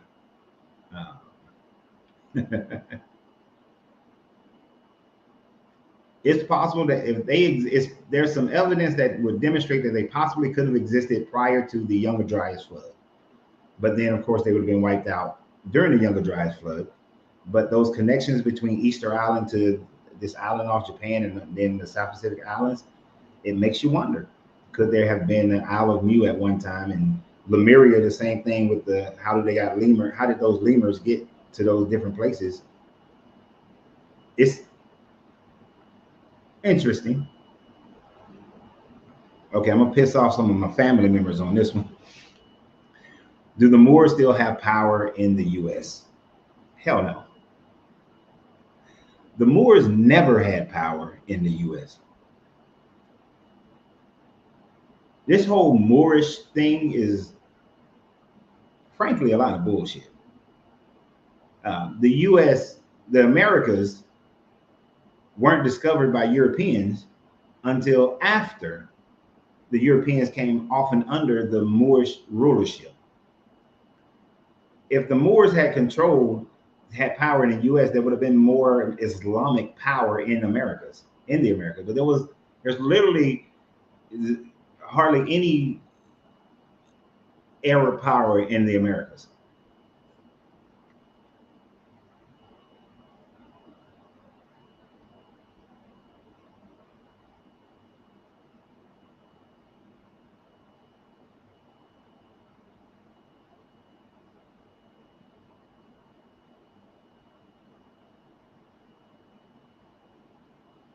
And you gotta understand, and this is what pisses off some of my family members who, I got one line of my family who was into this Moorish stuff.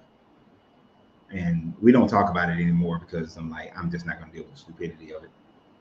Because they're picking a certain point of time that just makes them feel good. But prior to, I believe, like the 600s, prior to the 600s, there was no such thing as a freaking Moor, right? There was no Moors.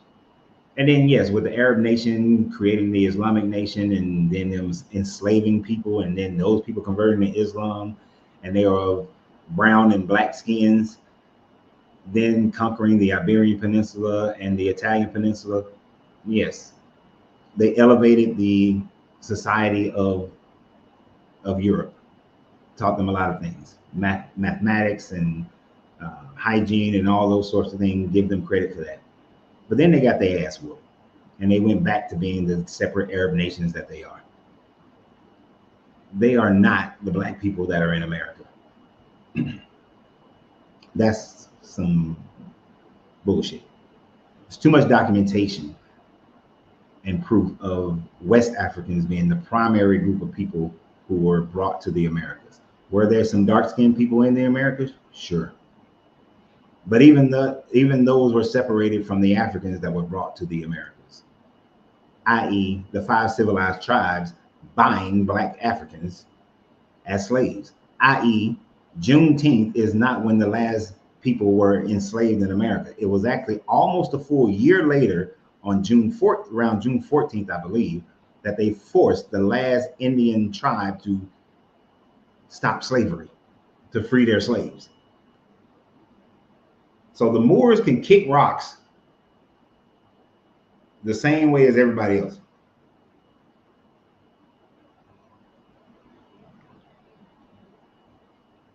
They did. It was like, what, from the late 600s up until 1457, 1440, somewhere around in there.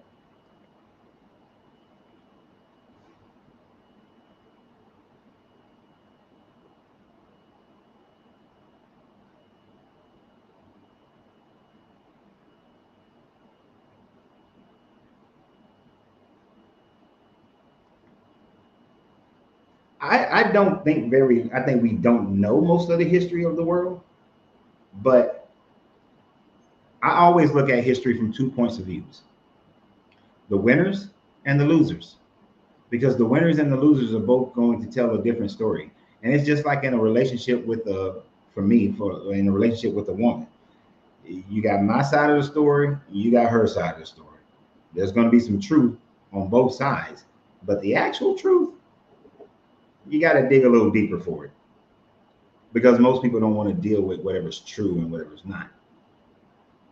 Now, I somewhat pride myself on the fact that whether it's in my favor or not in my favor, I'm just going to deal with the truth of something.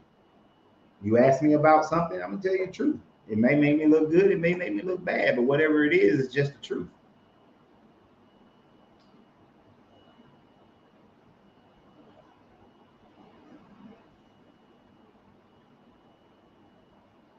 So, of course, it's just like when you read American history. If the Europeans or the American colonists, let's put it that way, if the American colonists won, it was a battle. If the indigenous people won, it was a massacre. They fought. This group won, that group lost. Attaching battle or massacre gives people a different mindset of it. But at the end of the day, is okay. In San Antonio at the Alamo, they lost.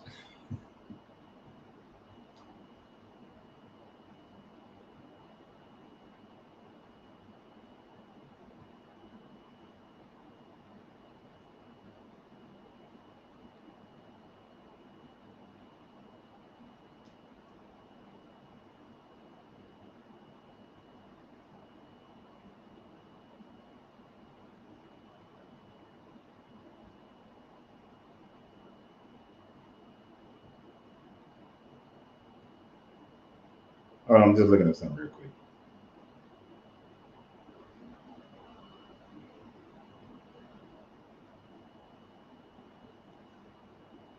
Okay. See, Boondocks, this is the kind of thing that I shy away from. European royalty still living in grass huts when the Moors showed up. So what you want me to believe is that sorry, I saw somebody say something about the Alamo. What you want me to believe is that they just forgot about all that Roman construction that had happened, all those Roman roads, the building of bricks and using stone, and that they were living in grass huts. Come on, man. Maybe up in the British Isles, but not in Spain, not in Italy. I mean,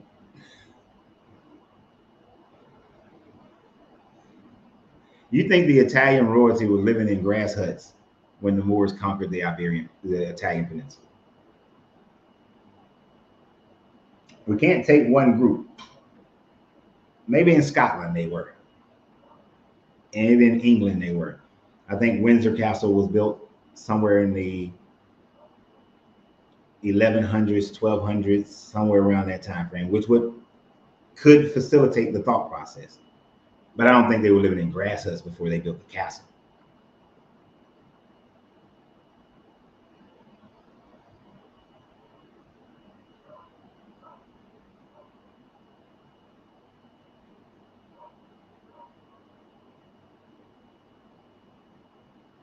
We that's employing kind of I want to take a racist standpoint on it.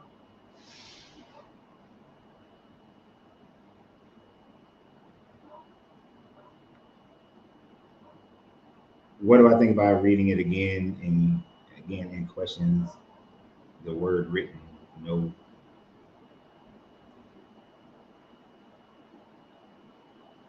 What, reading the Bible again without any preconceived notions?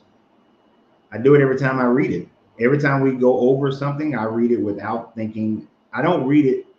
So like when I read something in the Bible to this day, I take it for whatever it says. I don't sit up there and say, okay, I've already deconstructed from the Bible, so I'm going to see what negativity I can find out of it. No, I just say, okay, I'm going to read it again. Let's see where it goes.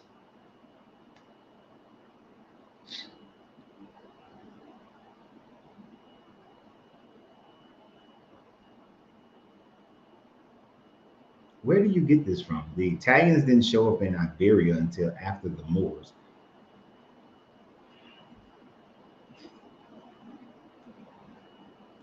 The Iberian Peninsula is Portugal and Spain. Okay, that's the Iberian Peninsula. The Italian Peninsula is Italy. The Romans conquered Spain, the Iberian Peninsula.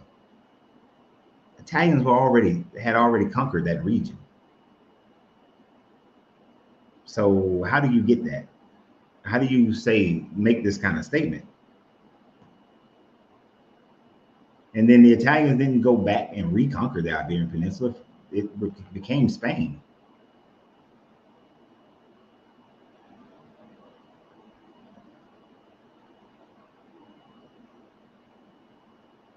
And when they conquered Spain, the Roman infrastructure was put in Spain.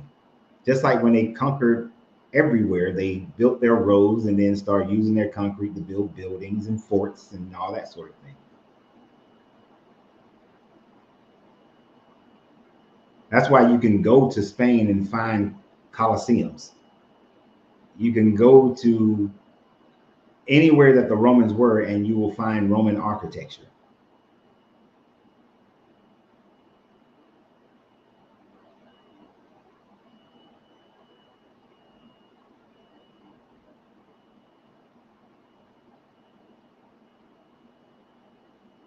If you read resources that says Egypt had the concept of eternal lake of fire. No, the Egyptian afterlife didn't have a lake of fire. The Egyptian afterlife was your heart was devoured by Sekhmet, I think, or Amet, one of those two, and you just went into oblivion, kind of thing. You went into other than that, you went into the field of reeds and you just lived a regular life. It was the Greeks who had like an eternal fire.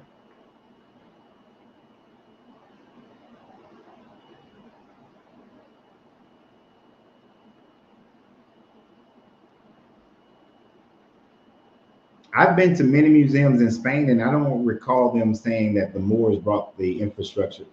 Okay. It depends on how you're dating things and how you're looking at things. This is why you always have to dig a little deeper than what they're just telling you, and look at the point of view. Because when I went to a bullfight in in Barcelona, that was a Roman built Colosseum. It was small, but it was a Roman built Colosseum. It was devoured by, thank you, Amit. Thank you very much. Alligator dude. Right. And even when you look at these stories, Anubis guided you. Prior to Osiris becoming the Lord of the underworld, Anubis was the one who was the Lord of the underworld, and he got demoted to a guide. So those stories, you have to kind of look at what era and what city the stories are coming from, and there are differences.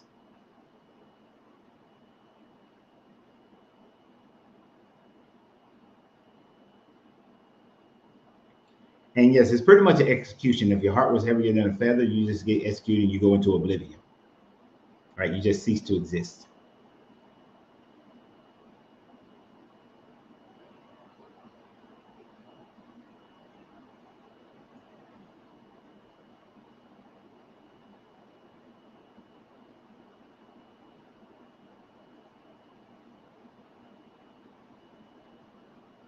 Some of the megalithic infrastructures in Rome was renovated by Rome. Some of it was there before Rome existed.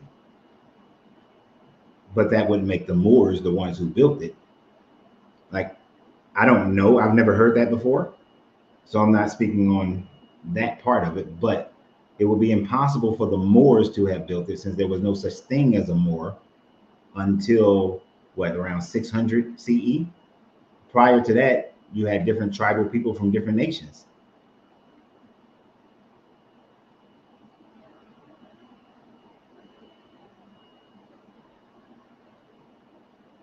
Hell no.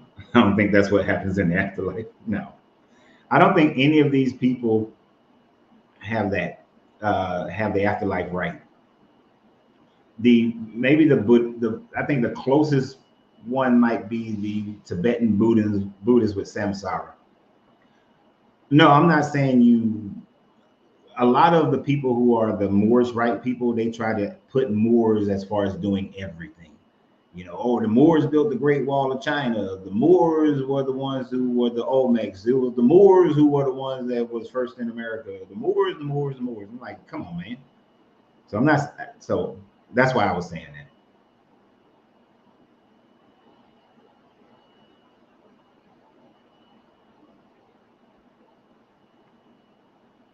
Yeah, there's a Tibetan Book of the Dead. That's not the actual title of it. That's the English title of it. But it goes the process of samsara, and if you put my name in Google, I mean not Google, put my name in your search under in YouTube and put Tibetan Book of the Dead, then the video that I did about samsara should come up somewhere within there.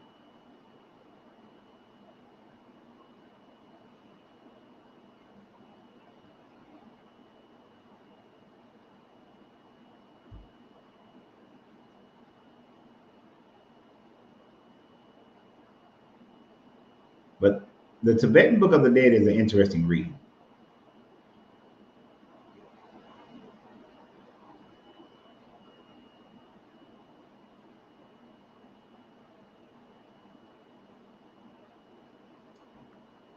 Didn't the Moors move to England with the Roman army and conquest? No, there was no such thing as a Moor during the time frame of the Romans. Do you think you lose your identity at death? The overwhelming majority of people, I think they do. When I talk about afterlife, there is these are just those are theories based on the most scientific and esoteric thought process that I have. I am not claiming them to be factual because at the end of the day, nobody knows.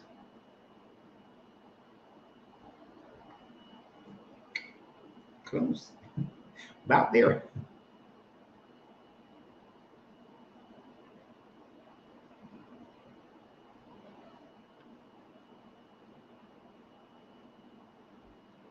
But I mean, so to give you a brief idea of the Tibetan Book of the Dead, when you die, your consciousness goes into this void.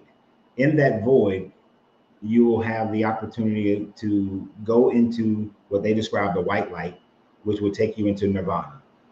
But then before you take that journey, your mind will conjure up all these demons and evil looking creatures.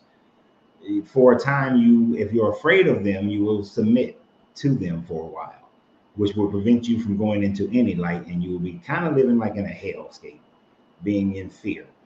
But then once if your mind can realize that you created those images, then um, you'll have a choice. Then you can either go into nirvana, the white light, but if you are still kind of fearful or doubtful, you will see other portals of light to enter that are different colors. If you enter any of those portals, you are entering back through the womb, and you will forget who you are and start over again. That's a very short, basic idea of the samsara in the Book of the Dead. There's more details to it, but that's like the basics.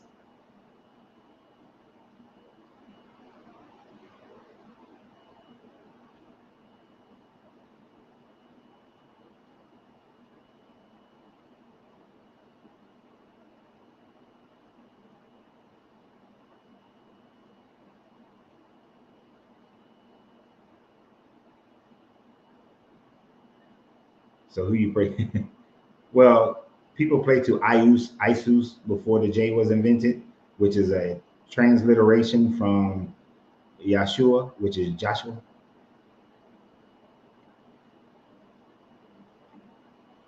No, they have nothing to do with chakras. Based on what my understanding of the Tibetan Book of the Dead, it doesn't have anything to do with chakras. I can see how you can think that though, because the lights do kind of vary with the colors of the chakra.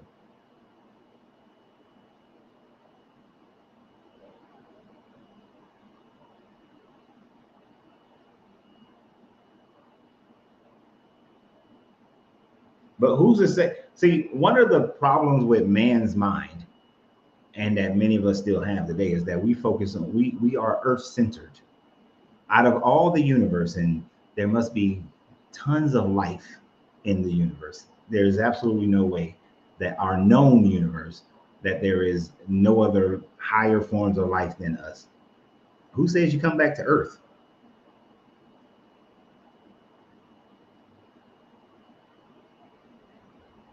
Who says you got to come back to Earth? We are so Earth-centered that throughout, and I was thinking about making a video about this. I've been contemplating it, of how everything that is written in the Bible and every other religious book, it's all Earth-centered. Like the gods were so focused on Earth. Earth ain't that damn special. It's really not. But because that's all we know, and we have known, Earth has always been the center of our mental universe.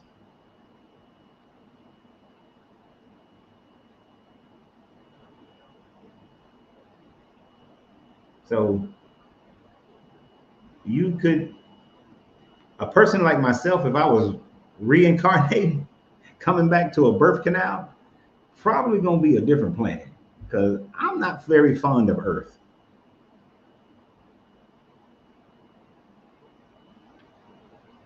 But honestly, I know that my mentality has already ascended to a point that I'm not coming back, period, to no existence in this level of the matter form. So I'm not concerned about coming back to Earth. I'm not concerned about seeing demons or devils or anything negative. I don't have that type of fear. I don't have guilt. I don't have shame. I don't have connections to anything earthly or material or matter. Don't get me wrong. I love my wife. I love my children. I love my family. I love my mom and everybody else. But I'm not so attached that my consciousness can't leave this planet or this plane of existence. And that's been something that I've worked on for decades, is to get myself in that position. That's one of the reasons I love the chakra system, because I utilize that thought process, that philosophy, along with other philosophies, to release those emotional attachments. Because that's all it is they are emotional attachments.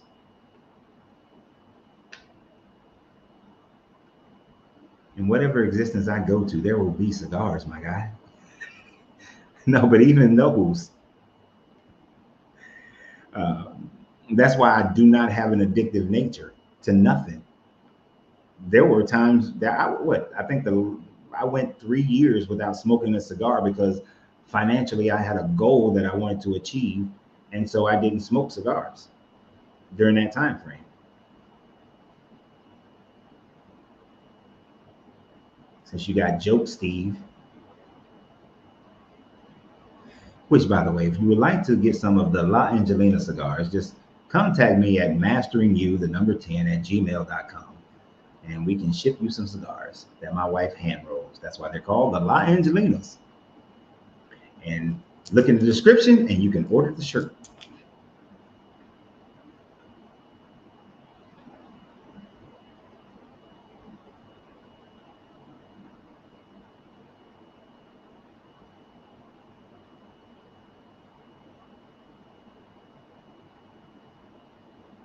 It's been a while since I read the Gospel of Judas. I have to read it again.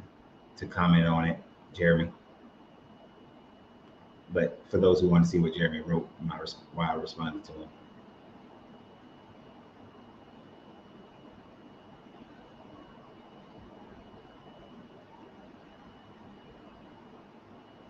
I feel like the Akashic record is real. I can't prove it, but it just seems like the more archaeologists dig, they find modern reinventions that already existed. Okay. The Akashic record, you know, it kind of reminds me of an Ifa, how you got all your ancestors and you can pull on your ancestral knowledge but it's also a part of your lives that you've led.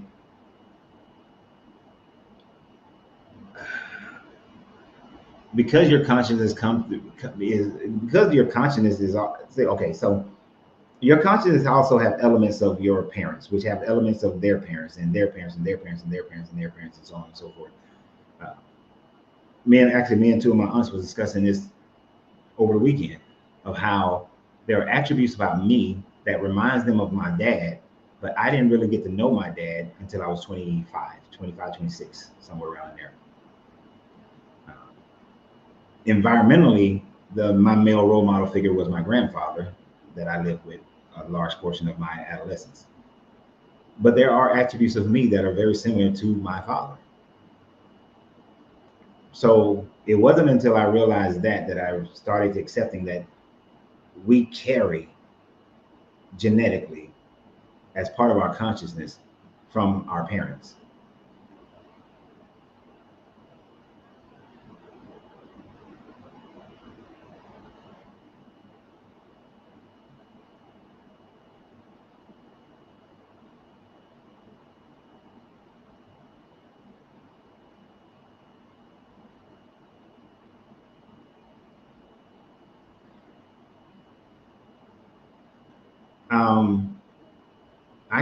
Where was that?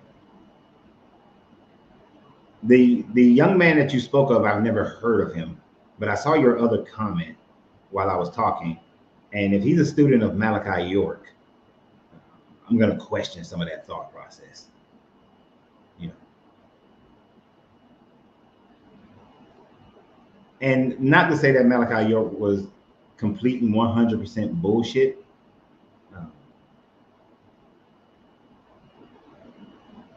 What did you say?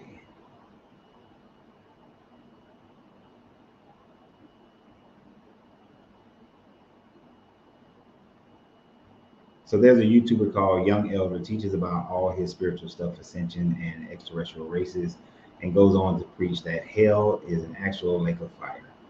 Yeah, that's some bullshit. How would he know?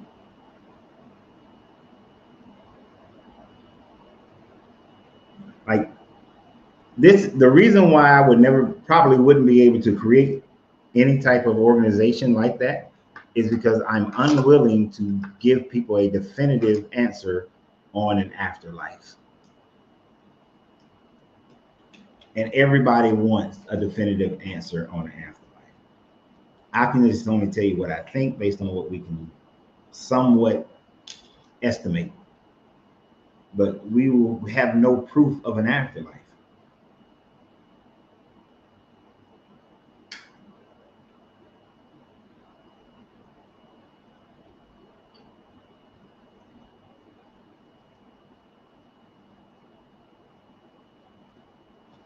And until somebody does that, and really what we will be looking for is you would have to be able to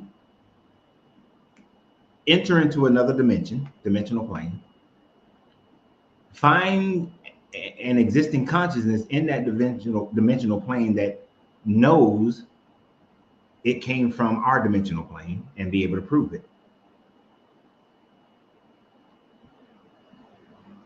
That would be like the only way that an afterlife can be proven. If you're in this hell lake of fire, you're never supposed to get out. So how in the hell are you going to prove that? Unless you can find the dimensional plane that the lake of fire exists on and record that damn thing, or bring back something that we can test and say, oh, this is from totally different dimensional plane Yeah, it's not happening.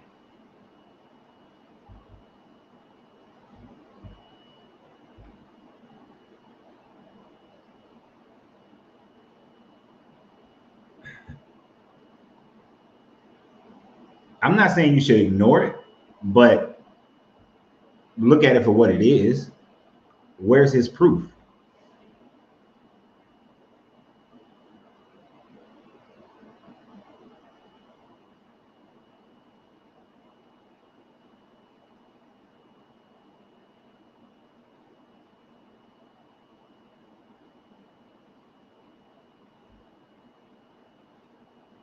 That's pretty much what the Indus religion teaches, that you continue to rebuild until you rebuild your immortal body.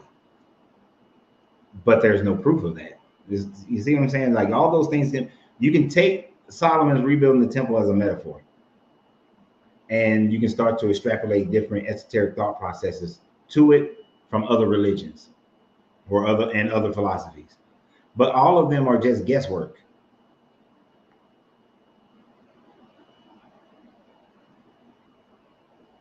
It's just nothing more than guesswork.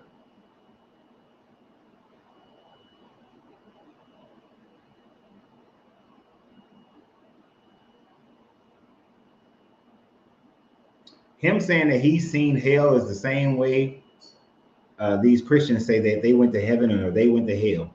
What was that pastor say? He went to hell, and all the music that we play today was really demon music that they didn't give to the artist.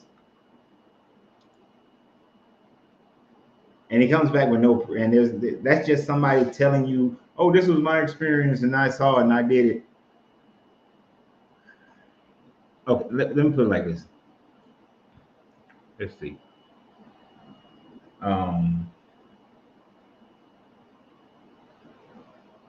If I just told you that I had the experience of going to Israel and kneeling and praying at the where they say that Jesus was born, in the manger, and when I was there, I was transported back and saw Jesus' birth. I can prove to you that I was there, that I was at the church now that they built over a house that they claim was where Jesus was born. I got pictures of me kneeling there in my cross-colored jacket, my crisscross jacket, crisscross colors. But I can't prove that I transversed time and space and saw Jesus born. There would be nothing that I could have to prove that, unless I came out of that and in my hand I held, I don't know, the umbilical cord or the placenta, and then they tested it, and that placenta dated back to that time frame. Other than that, I just had a experience of going into a trance, and my mind created that environment, but I can't prove it. So when he say he went to hell, where's the proof? You either just have to believe him or not. That's as simple as that. You just have to believe him or not. God and the devil is inside you in your mind. There is no being. There's no proof of any beings that is the God or the devil.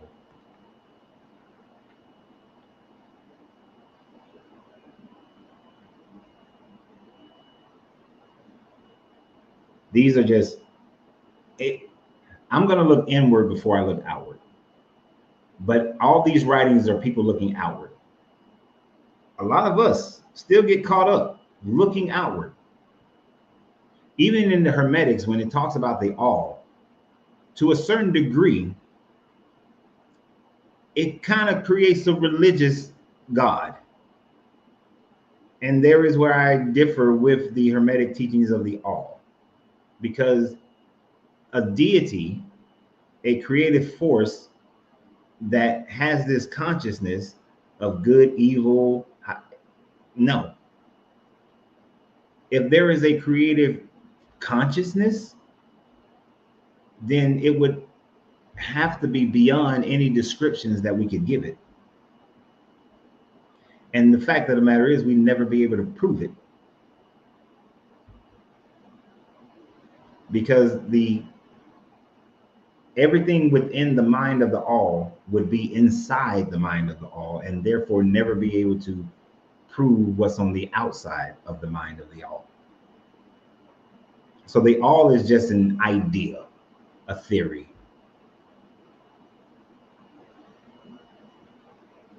But everything in the universe exists as a frequency, as a vibration, as energy, all connected, all one and the same. The goal is to discover as many of those connections and to the highest levels that we possibly can in every whatever levels of consciousness we ever exist in. Beyond that, we will always have questions. We will always have things that are unanswered. Let's say the Bible versions or any of these versions are true about a God that created, and he created the heavens and he created the angels, and then you get to go to this heaven or whatever. Even in that heaven, there will be things that you do not understand. I grew up believing and being taught that when you get to heaven, all your questions will be answered. Where there are questions that will never be answered. God, where did you come from? How did you come into consciousness? What are you made of? It's not going to answer those questions. This God would only just be able to say, I am. I have always been. Well, no, you could not have always been if there was ever a time where you were not conscious. And if all I'm doing is worshiping this God, why?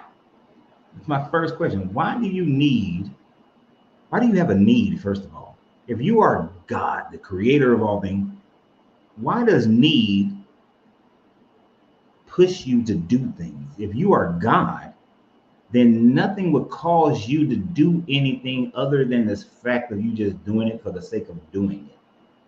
You should need, if need of worship causes you to do something, then whatever the energy of that need is coming from, the mental energy of that need, that is more powerful than you. So I need to know about that.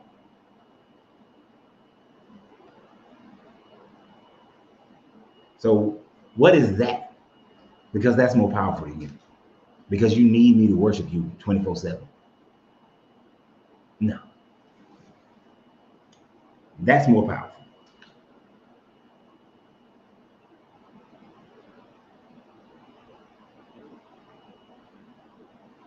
Coach Green heard the story of the guy who said he was in the black room and there was all these arms carrying an atom and pulling him and trying to pull him down, and he thought he was in hell. No, I've never heard that one. Sounds like a interesting dream. Like, I have some very interesting dreams. I dream every night, but some of them are very interesting, but just sounds like some dream that he had or some trance he went to.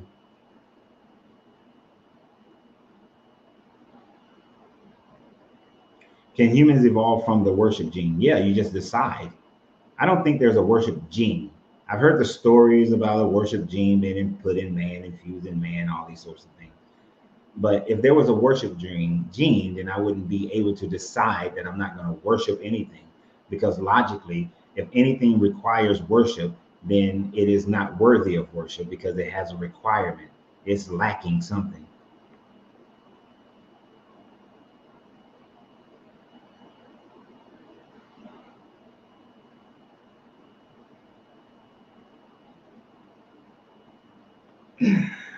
That's right, Sean. God is just one of the Q from the Q continuum. Really, that's how they kind of played the Q a little bit.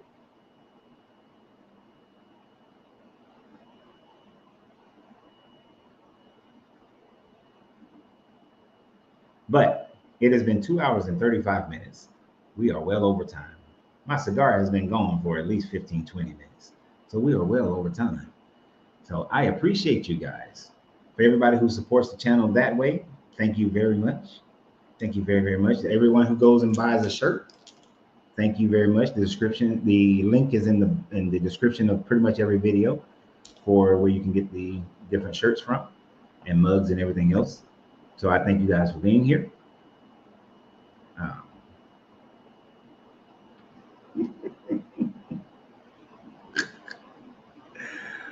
I'm sorry.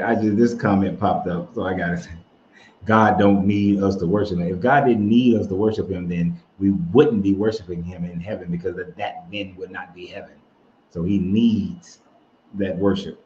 But appreciate you guys for being here. Don't get into that comment. Well, you can, because I think you can still comment even after I stop the video.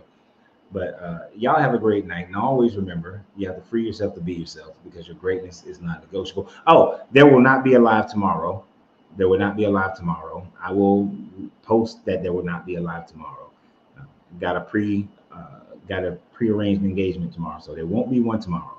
But y'all have a great night, and always remember, you have to free yourself to be yourself, because your greatness is non-negotiable. Good journey, good vibrations, and y'all can keep arguing, talking to each other, but I'm gone.